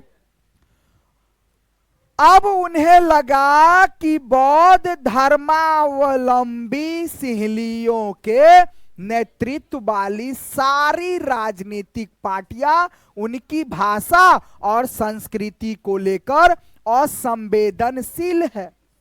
असंवेदनशील मतलब कि जितना भी पार्टी है ना सिहली वाला नेता सब बन रहा है और हमारे असंवेदनशील है, हमारे लिए कुछ नहीं करना चाहता है। सब जो कुछ भी करना चाहता है किसके लिए, सिहलियों वाले के लिए। अब उन्हें लगा कि संविधान और सरकार की नीतियां, संविधान और सरकार की नीतियां, सरकार की नीतियां। अब जरा सोचिए कि ऐसी स्थिति में क्या छोड़ दिया, क्या छोड़ दिया, लगा कि संविधान और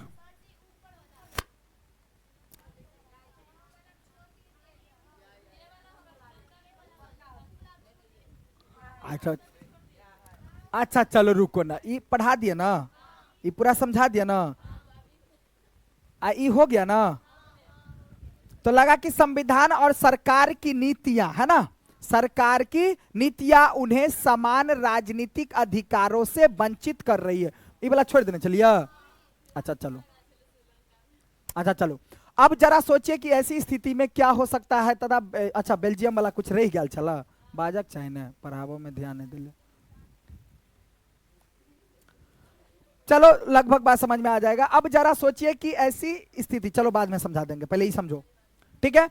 अब देखो, अब बात क्या हो रहा है कि और सरकार की नीतियां, क्या सरकार की नीतियां उन्हें समान राजनीतिक अधिकारों से वंचित कर रही हैं। किसको लगा, हिंदू मुसलमान ईसाई इत्यादि सबको लगा है ना, क्या कि सरकार हमें हर चीज से वंचित करना चाहती है, नौकरियों और फायदे के अन्य कामों में उनके साथ भेदभाव हो रहा है। किनके साथ, तमिल बोलने वाले लोगों, हिंदू मुसलमान इत्यादि के साथ, और उनके हितों की अनदेखी की जा रही है। उनके हित के लिए कुछ सोच में नहीं करता है भाई।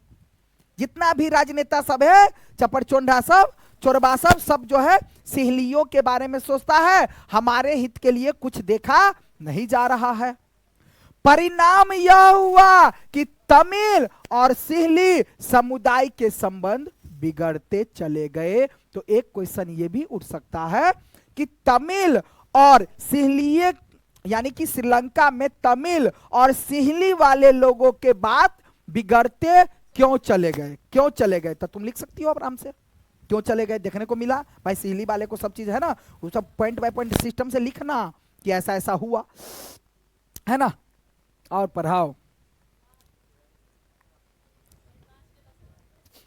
श्रीलंका तमिल ने अब बिगड़ते हुए चले गए। अब कैल अब लाठी फराठा इत्यादि बंदूक बम बारूद लेकर के, हाँ ठीक है। तो बम कैल वाले बम,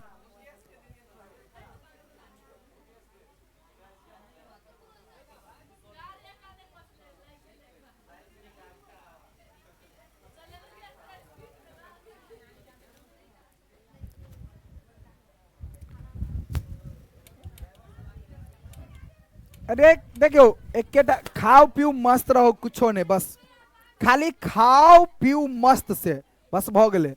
तबियत तो खराब रहे तो कनी के नहीं अवॉइड कर दियो, कहो हमरा कुछो नहीं है। तो बात समझ में आया, मतलब देखो इसी तरह से हम लोग बारीकी बारीकी से अभी चित्र भी समझा देंगे, नहीं होगा कल चित्र भी समझा देंगे, ठीक है। चलो नहीं, थोड़ा सा जो है इसको थोड़ा सटा देते हैं, ठीक है। इसको किसको, अब जरा सोचे कि ऐसी स्थिति में क्या हो सकता है कि बेल्जियम में डच भाषी लोग अपनी बड़ी संख्या के बल पर फ्रेंच भाषी और जर्मनी भाषी लोगों पर अपनी इच्छाएं थोप सकते थे। बिल्कुल सही बात है, थोप सकते थे। इससे उनके बीच की लड़ाई और बढ़ जाती, संभव था इससे देश बंट जाता और ब्रुसेल्स पर दोनों पक्ष अपना अपना दावा ठोकते। श्रीलंका में सिहली आबादी का बहुमत और ज्यादा था, मतलब श्रीलंका में सिहली आबादी का बहुमत और ज्यादा था, जैसा कि अभी देखे हम लोग, ठीक है, था, और वे लोग मुल्क में अपनी मनमानी चला सकते थे। आइए अब यह देखें कि असल में दोनों देशों में क्या क्या हुआ है। तो कल लाठी फराठा इत्यादि वगैरह लेकर के आना, ठीक है, एकरा सबके सिहलिए बना दियो, अहाँ सब अपन तमिले बन जाओ, ठीक है।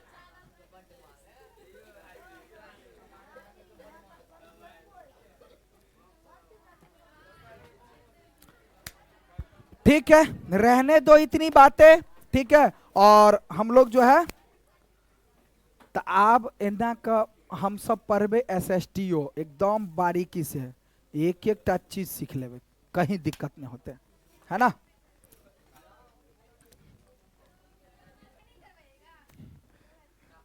एक एक को मारेंगे, ध्यान दो इधर, एक एक करके आइए इस सरकारी फैसले, अरे आते से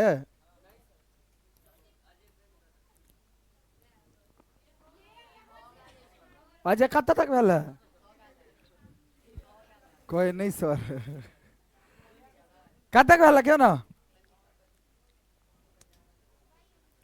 1956 में एक कानून बनाया गया, ये सब भोगल छल शायद।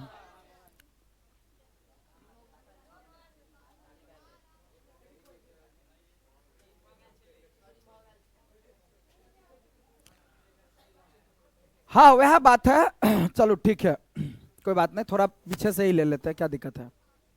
देखिए, बात नहीं करो, बात नहीं करो, अब एक एक करके आए इस सरकारी फैसलों ने श्रीलंका में रहने वाले तमिल लोगों की, है ना, नाराजगी और शासन को लेकर उसमें बेगापन बढ़ाया। उन्हें लगा कि बौद्ध धर्मावलंबी सिहलियों के नेतृत्व वाली सारी राजनीतिक पार्टियां उनकी भाषा और संस्कृति को लेकर असंवेदनशील है। उन्हें लगा कि संविधान और सरकार की नीति, है ना, संविधान और सरकार की नीति उन्हें समान राजनीतिक अधिकारों से वंचित कर रही है। किसको वंचित कर रही है? तमिल बोलने वाले लोगों, है ना। नौकरियों और फायदे के अन्य कामों में उनके साथ भेदभाव किया जा रहा है और उनके हितों की अनदेखी की जा रही, मतलब उनके हित के बारे में नहीं सोचा जा रहा है। किनके हित के बारे में? तमिल बोलने वाले लोग, मतलब हिंदू, मुसलमान, ईसाई इत्यादि, है ना। चलिए, भेदभाव किया जा रहा है और उनके हितों की अनदेखी की जा रही है। परिणाम यह हुआ कि तमिल और सिहली समुदाय के संबंध क्या होते चले गए? बिगड़ते चले गए। मतलब कहने का कि तमिल वाले और सिहली वाले में क्या होने लगा? बात बिगड़ने लगा, है ना, कहीं झगड़े की कगार पर आ गया। ठीक है, अब चलते हैं श्रीलंका तमिल, श्रीलंकाई तमिल ने, मतलब कि श्रीलंका में जो ऑलरेडी पहले से जो प्रॉपर जो मूल निवासी था वहां का, करो, हाँ, श्रीलंका में के सब बाजा वाला कथी के संख्या में रहे के था? खुशी कराओ, कराओ, बोलो।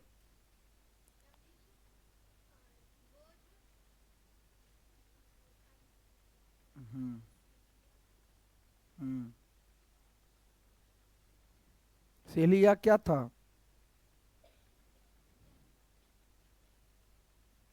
अभी देखियो कहीं छुट्टी न कर दियो।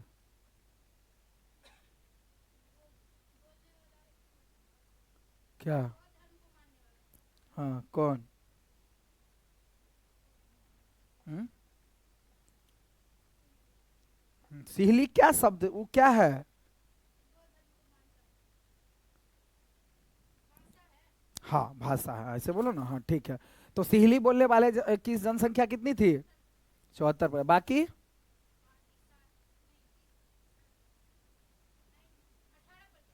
18% को थी? तमिल, तमिल किन्ना? उसमें कंडीशन था ना, क्या लिखी कि नहीं लिखी? तब बकैती जो झाड़ती रहती हो तो ये सब पढ़ोगी सो नहीं रहता है? हाँ, कि देख लेते हैं क्या सब है लिखा हुआ, पढ़ लेते हैं। ए खड़ो, कब मारा मैं ये, पूरा खानदान से आगा निकलते दोनों। दुइये गो जो है ना, ये पूरा मुसलमान के देख लेते ही।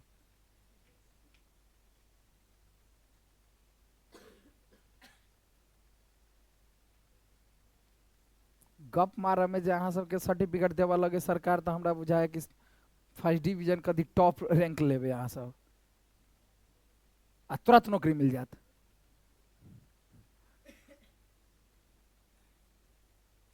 हो ना?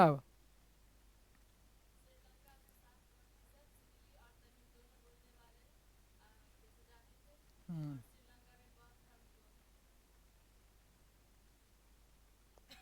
बस तो बात कथी और कहो ना। 18% वाला बात समझाओ हमरा। 18% वाला बात क्या समझात लड़की में?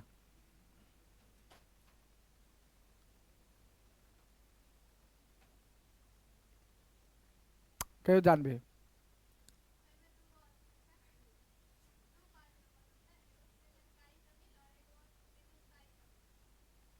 हाँ हाँ, और मतलब बताओ ना, मतलब क्यों ना।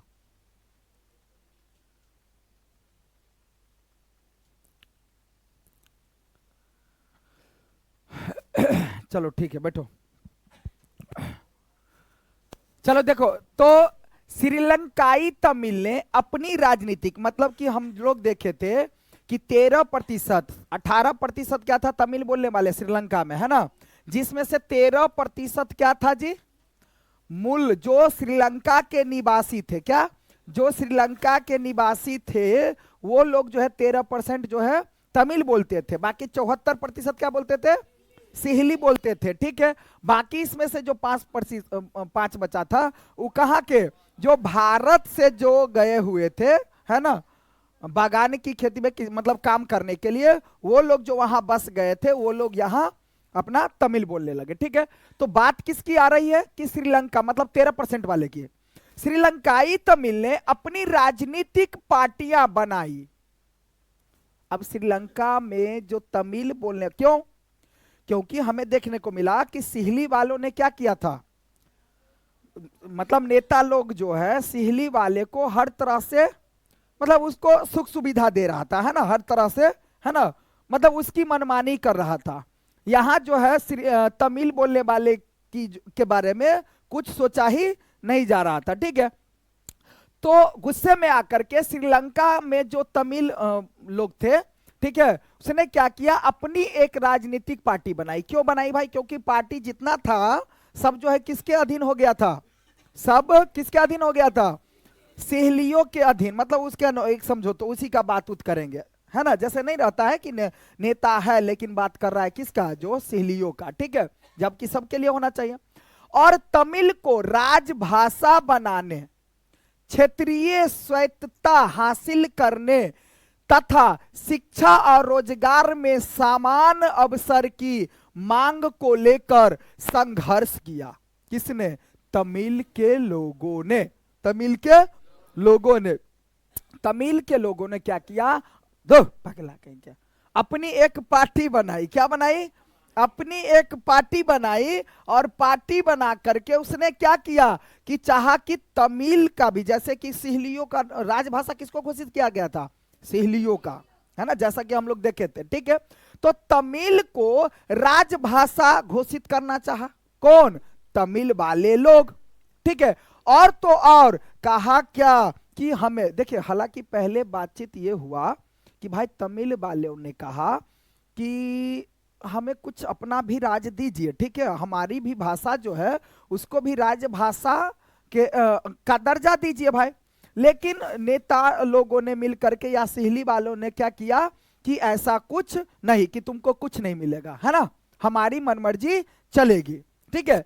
लेकिन इसने क्या किया कि अपना पार्टी बनाया, बाद में भाई गुस्सा आ गया तो अपनी क्या किया, पार्टी बना लिया, और पार्टी बना करके क्षेत्रीय स्वतंत्रता की हासिल करने की मांग की, राजभाषा, ठीक है, राजभाषा घोषित करने को कहा, और शिक्षा और रोजगार में समान अवसर हमको भी मिलना चाहिए, ठीक है। अवसर की मांग को लेकर के क्या किया, संघर्ष करने लगा। लेकिन तमिलों की आबादी वाले इलाकों की स्वायत्तता की उनकी मांगों को लगातार नकार दिया गया। क्या किया गया, नकार दिया गया। क्या किया गया भाई, नकारता रहा। कौन, सिहली वाले या तो फिर जो सरकार थे। सरकार किसके अधीन चल रहा था, सिहलियों के अधीन। बात 1980 ईस्वी के दशक की है कि उत्तर पूर्वी श्रीलंका में स्वतंत्र तमिल, है ना, जो सरकार बनाने की मांग को लेकर अनेक राजनीतिक संगठन बने। श्रीलंका में दो समुदायों के बीच, अब देखो, अब क्या गृह युद्ध का नाम आएगा, देखो बात को समझो। अब बात क्या हुआ कि इसने जब मांग करा तो क्या किया, सारी मांगों को क्या किया, ठुकरा दिया। मतलब तमिल के सारी मांगों को क्या किया, ठुकरा दिया, ठीक है। जब ठुकरा दिया तो 1980 ईस्वी के दशक तक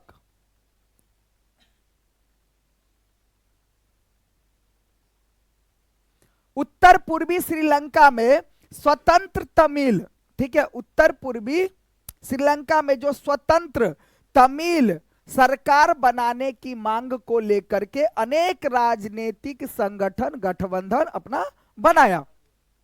श्रीलंका में दो समुदाय के बीच एक तरह से क्या होने लगा, लड़ाई झगड़ा मारा पीटी इत्यादि सब होने लगा।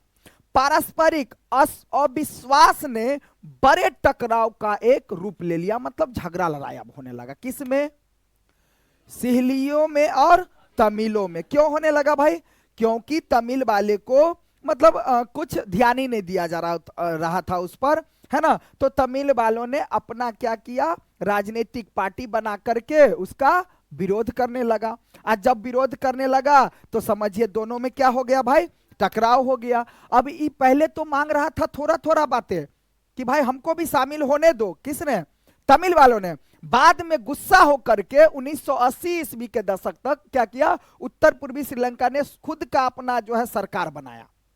अपना क्या किया, सरकार बनाया, और सरकार यानी बनाने की मांग किया। लेकिन उसने राजनीतिक संगठन बने। श्रीलंका में जब दो समुदाय के बीच क्या कहा, तब मारापीटी शुरू हो गया, मतलब लड़ाई झगड़ा शुरू हो गया। इसका मतलब क्या हुआ, इस गृह युद्ध नाम दे दिया। गृह युद्ध का मतलब ही क्या होता है कि अपने देश में अपने लड़ने लगा, इसलिए गृह युद्ध कहते। गृह युद्ध का मतलब क्या होता है, घर, अपने में लड़ाई, कौर। बात समझ में आया। तो पारस्परिक अविश्वास ने बड़े टकराव का रूप ले लिया। यह टकराव गृह युद्ध में मतलब इस टकराव को हम गृह युद्ध कहते हैं। तो सिहलियों के बीच और तमिलों के बीच अपने में यानी कि झगड़ा लड़ाई इत्यादि सब होने लगा, ठीक है ना। परिणत हुआ, परिणाम क्या हुआ कि दोनों पक्ष के हजारों लोग मारे गए। भाई झगड़ा लड़ाई जब भी होता है, क्या है देखो तो क्या है क्या, परिणाम क्या हुआ भाई, तो दोनों पक्षों के हजारों लोग मारे गए। बात तो स्वाभाविक है भाई, जब भी झगड़ा लड़ाई होगा तो फिर मरेगा तो निश्चित है। तो अनेक परिवार अपने मुल्क से भागकर शरणार्थी बन गए।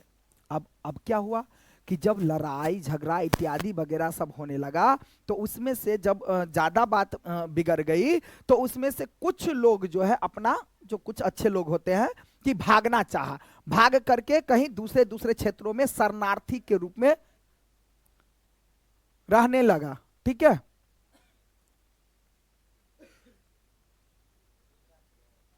कदी कहे चला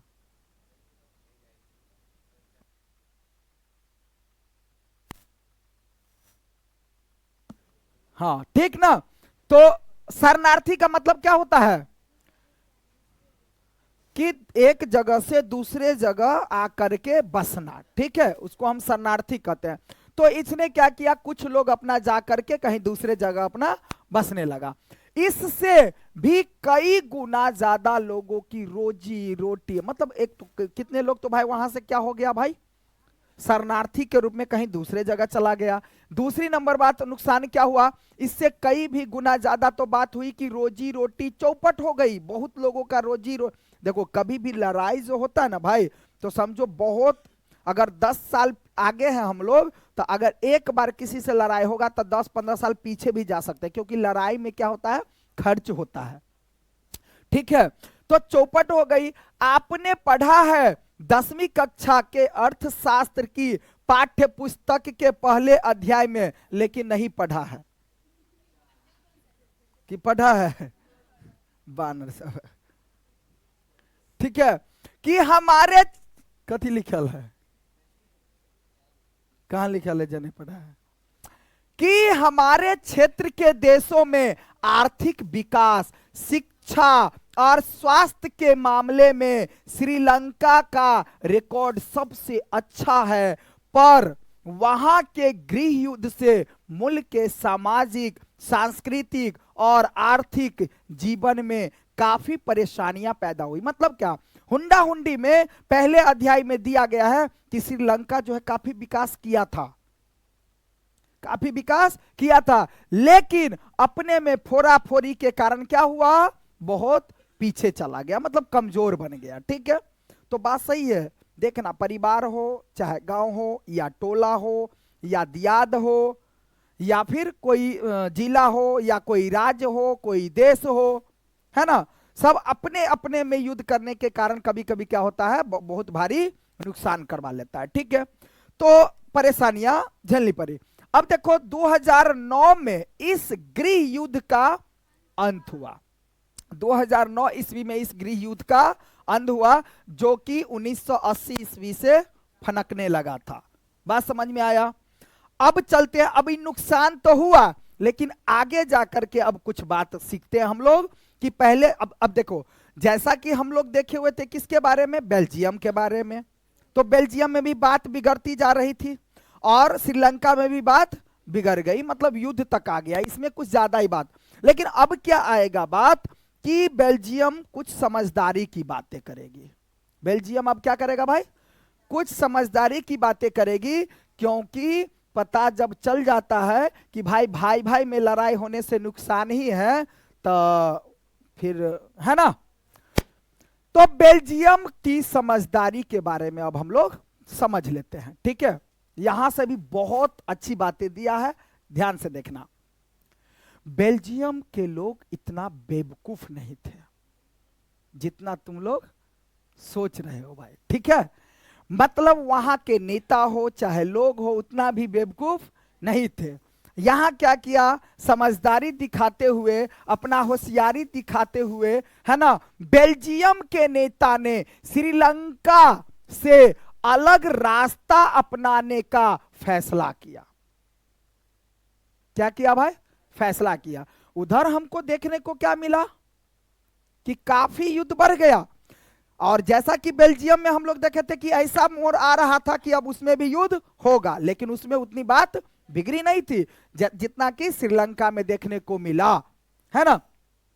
तो बेल्जियम के लोगों ने क्या किया भाई, समझदारी किया। क्या समझदारी किया, तो बेल्जियम के नेता ने श्रीलंका से अलग अपना रास्ता अपनाया, है ना।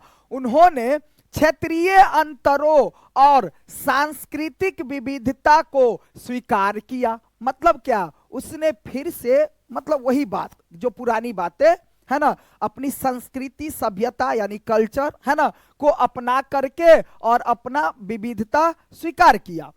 बात कब की है, 1970 से 93 के बीच की, है ना, अरे 70 ना, 1970 से 93 के बीच उन्होंने अपने संविधान में 4 सुंदर सुंदर संशोधन किया।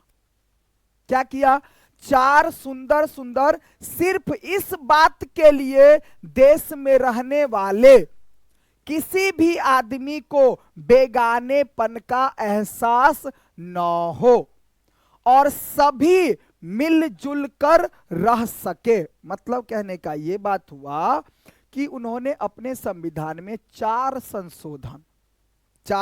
संशोधन यानी करेक्शन किया जो पिछले गड़बड़ कर रहा था। ठीक है, क्या किया? जैसे कि वहां उसको लगा था ना कि भाई मतलब बेगानापन जैसा है ना, कुछ इस तरह से। तो अब ऐसा लोगों के अंदर मतलब डाला गया कि उसको कभी भी ऐसा कोई काम नहीं हम लोग करेंगे कि किसी को ऐसा फील हो कि हमारे साथ बेगानापन हो रहा है, यानी मेरे साथ कहीं ना कहीं गलत हो रहा है। तो बेगानापन का एहसास न हो और सभी मिलजुल कर रह सके। अच्छा काम किया भाई, समझदारी का काम किया। उन्होंने इसके लिए जो व्यवस्था की वह बहुत ही कल्पनाशील है तथा कोई और देश ऐसा नहीं कर पाया। बड़ी सोचने की, ऐसा क्या कर दिया भाई, सोचने की बात है। मतलब बेल्जियम ने अपना होशियारी दिखाते हुए ऐसा क्या कर दिखाया कि दूसरे देशों ने ऐसा नहीं किया। क्या किया, आइए देखते भाई।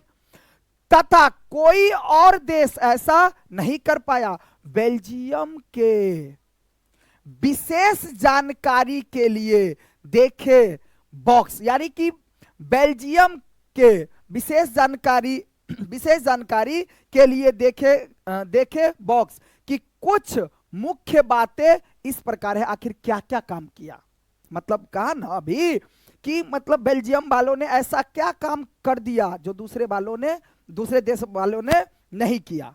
तो पहला, संविधान में इस बात का स्पष्ट प्रावधान है कि केंद्रीय सरकार का मतलब क्या हुआ, अब जो पूरे राष्ट्र लेवल का हो। केंद्रीय सरकार मतलब ऐसा नहीं कि जैसे कि डच वाला जो था या फ्रेंच वाला जो था, जो भेदभाव हो रहा था ना भाई, तो ऐसा नहीं। केंद्रीय सरकार जिस पर सबका हक होता है, ठीक है।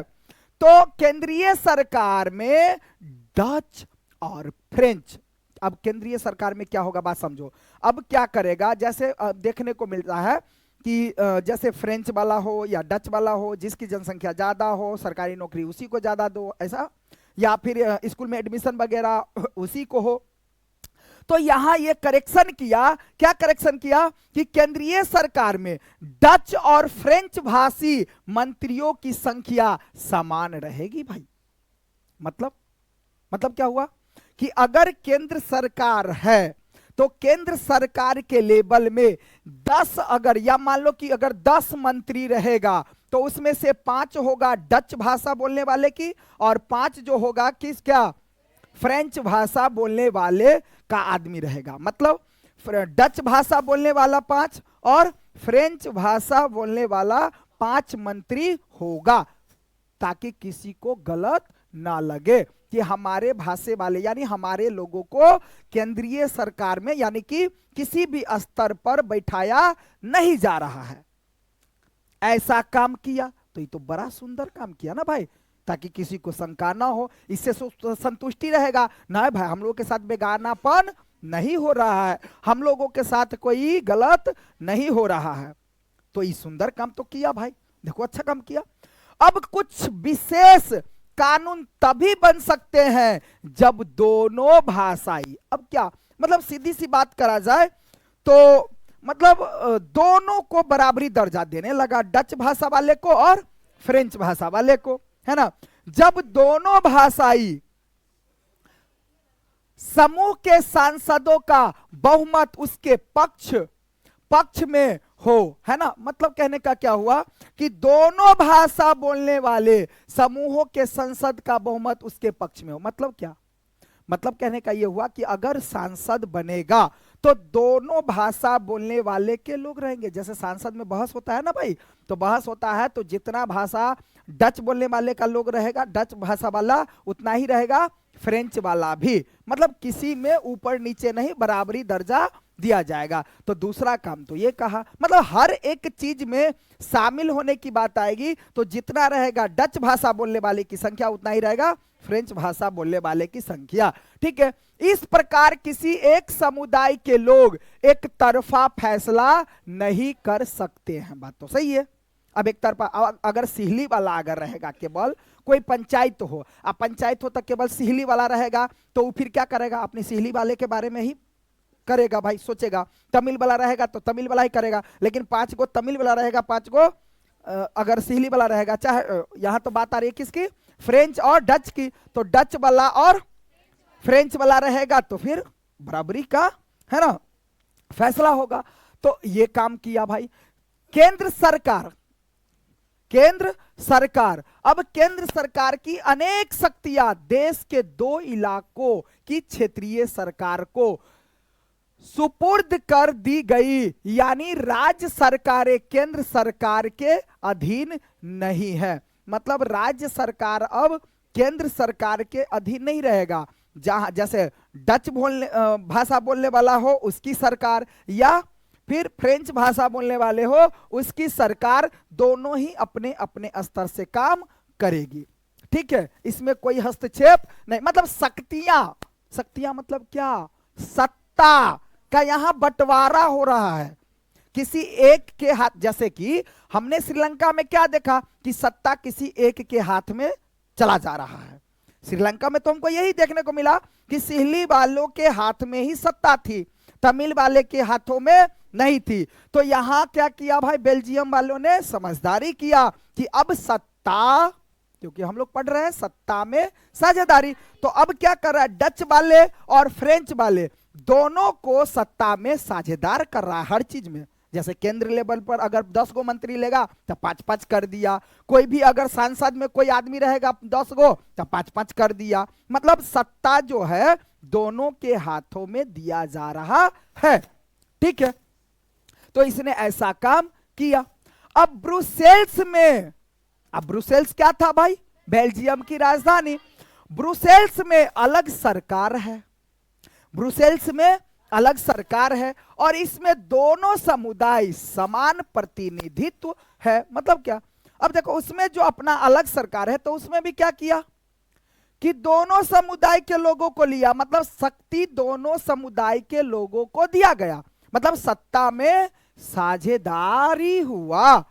क्यों साझेदारी हुआ भाई, हमको तो देखने को मिला, यही तो समझना था ना हम लोगों को कि सत्ता में साझेदारी। आगे हालांकि बारीकी से दिया है कि सत्ता में साझेदारी क्या जरूरी, क्यों जरूरी है, लेकिन हमें तो समझ में आ रहा है कि सत्ता में साझेदारी हो रहा है तो कहीं ना कहीं बात सही जा रहा है। अगर सत्ता में अकेलापन हो रहा है, अकेला शक्ति अगर हो रहा है तो कहीं ना कहीं बात बिगड़ती जाती है। ठीक है, तो ब्रुसेल्स में अलग सरकार है और इसमें दोनों समुदाय, मतलब डच वाले की और फ्रेंच वाले की, दोनों समुदाय समान प्रतिनिधित्व है। मतलब दोनों तरफ से प्रतिनिधि जो होता है, नेता लोग, बराबर दिया जा रहा है। फ्रेंच भाषी लोगों ने ब्रुसेल्स में समान प्रतिनिधित्व के इस प्रस्ताव को स्वीकार किया। कौन, फ्रेंच।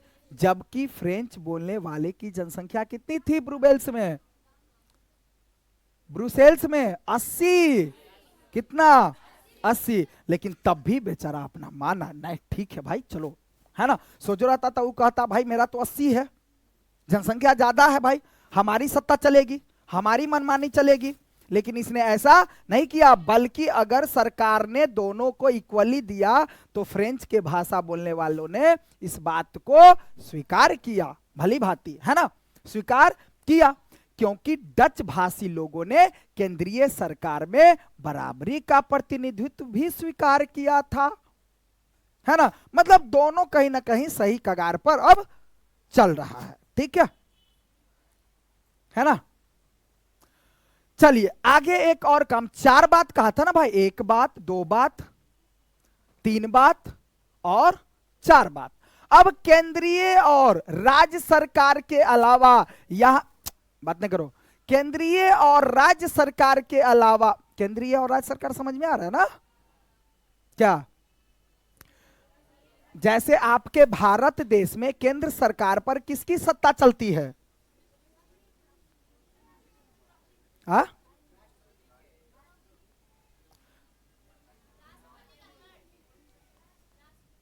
राष्ट्रपति तो भाई सब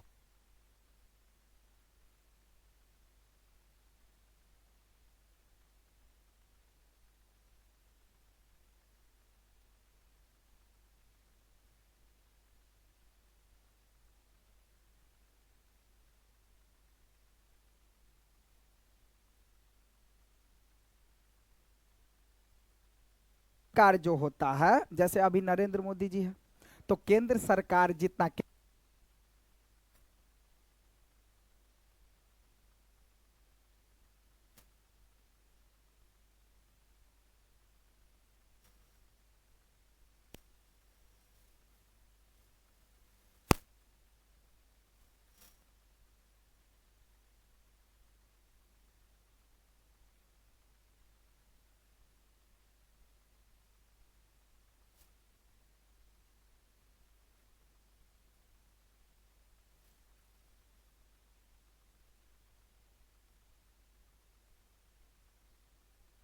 समझो कि राज्य सरकार जैसे 28 राज्य है, तो ये राज्य क्या होता है भाई, सबका अपना अपना सरकार होता है, सबका क्या होता है, अपना अपना सरकार होता है। लेकिन केंद्र सरकार जो केंद्र शासित प्रदेश पर कौन राज करता है, केंद्र का सरकार। जैसे देखो नीतीश कुमार जो है वो राज्य का सरकार है, आ मोदी जी जो है क्या, केंद्र का सरकार हुआ, आ सबके, है ना।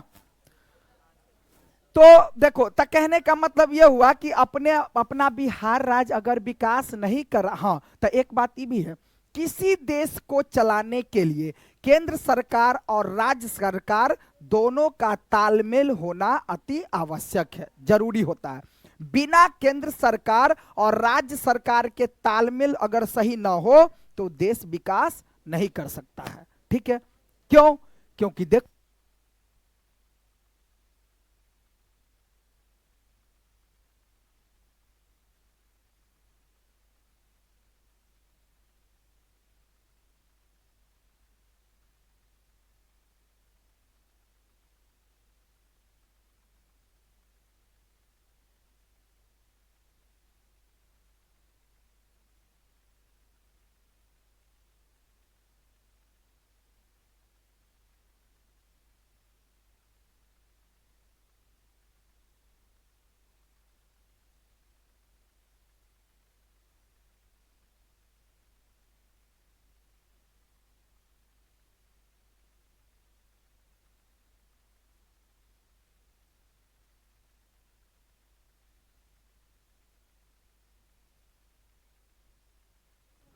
है ना, मतलब बहुत ज्यादा अच्छा कर दिया था भाई, उतना भी अच्छा करता है तो मतलब गलत बात हो जाता है, सो कहने का मतलब क्योंकि बहुत अच्छा कर देने से दिक्कत हो जाता है, इसलिए चाहते तुम लोगों को भी बहुत अच्छा नहीं पढ़ाए, ठीक है। देखो अब चौथी बात क्या है कि केंद्रीय और राज्य सरकार के अलावा, अब समझ में आ गया, केंद्रीय सरकार और राज्य सरकार समझ में तो आ रहा है ना, जब ये पढ़े केंद्र सरकार और राज्य सरकार, बात समझ में आ रहा है। ये एक मतलब कि जैसे अभी बोले पूरे केंद्र का राजा कौन है, मोदी। अब पूरे भारत का राजा कौन है, आई के दादी है ना। और अगर कहा जाए बिहार का राजा कौन है, नीतीश कुमार। कहेगा तुम्हारे गांव का राजा कौन है, हाँ तुम्हारे घर का राजा कौन है, ये है ना। तो केंद्र और राज्य सरकार के अलावा कहते तो झूठे के दादा के नाम कह दिल के होते पापा मम्मी, आ झूठे के कह दिल के दादा दादी, हमारा यहां एक तीसरे स्तर की सरकार भी काम करती है, मतलब केंद्र सरकार और राज्य सरकार के अलावा, ध्यान दो, केंद्र सरकार और राज्य सरकार के अलावा मतलब वो दोनों को छोड़ करके तीसरे स्तर की सरकार भी काम करती है, यानी सामुदायिक सरकार, यानी सामुदायिक सरकार। इस सरकार का चुनाव, इस सरकार का चुनाव एक ही भाषा बोलने वाले लोग करते हैं। डच, फ्रेंच और जर्मन बोलने वाले जो 1% था ना जी, है ना, जर्मन बोलने वाले समुदाय के लोग चाहे वे जहां भी रहते हो, इस समुदाय सरकार को चुनते हैं। ठीक है। अब इस सरकार को संस्कृति, शिक्षा, भाषा जैसे मसलों पर फैसले लेने का अधिकार होता है। मतलब सामुदायिक सरकार जो होते हैं, ये सामुदायिक सरकार क्या करते हैं, कोई संस्कृति हो, शिक्षा हो या भाषा जैसे मसलों पर फैसला लेने का अधिकार होता है। आपके बेल्जियम का मॉडल कुछ जटिल लग सकता है, आपको बेल्जियम का कुछ ढांचा जो है आपको मुश्किल लग सकता है। निश्चित रूप से यह जटिल है भी, खुद बेल्जियम में रहने वाले के लिए भी यह जटिल है, पर यह व्यवस्था बेहद सफल रही है। इससे मुल्क में गृह युद्ध की आशंकाओं पर विराम लग गया है। मतलब अब जो है, जैसा कि हमको देखने को मिला कि श्रीलंका में क्या है, गृह युद्ध हो गया, मतलब अपने में अपने फाइटाफेटी हो गया, लड़ा पिटी हो गया, है ना। लेकिन यहां लड़ाई पिटा वाली बात नहीं है, क्योंकि यहां समझदारी की बात करा है इसने, किसने, बेल्जियम के लोगों ने, नेताओं ने, है ना। पर यह व्यवस्था बेहद सफल रही है। इससे मुल्क में गृह युद्ध की आशंका पर विराम लगती है, मतलब नहीं होती है, गृह युद्ध नहीं होती है। वरना गृह युद्ध की स्थिति में बेल्जियम भाषा के आधार पर दो टुकड़ों में बट गया होता, जबकि ऐसा नहीं।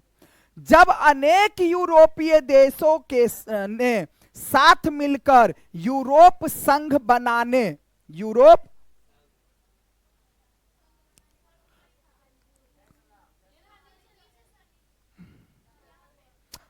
बनाने का फैसला किया, तो ब्रुसेल्स को उसका मुख्यालय चुना गया। मतलब क्या कि जब अनेक यूरोपीय देशों ने साथ मिलकर यूरोपीय संघ बनाने का फैसला किया, तो ब्रुसेल्स को उसका मुख्यालय चुना गया। क्यों फायदा हुआ? क्यों? क्योंकि यहां समझदारी दिखाई गई। तो कहा ना भाई ठीक है, यहां मतलब केंद्र कहां दिया जाता है, सब पता है ना, केंद्र वहां दिया जाता है। केंद्र का मतलब ही क्या होता है, हब का मतलब हब होता है ना भाई, हब कहां दिया जाता है, ताकि सभी मतलब वो सबको ताल में, जैसे कि सपोज मान लो कि मुखिया किसको बनाया जाता है, उसी को ना, जो सबसे समझदार हो, सबसे होशगर हो, किसी में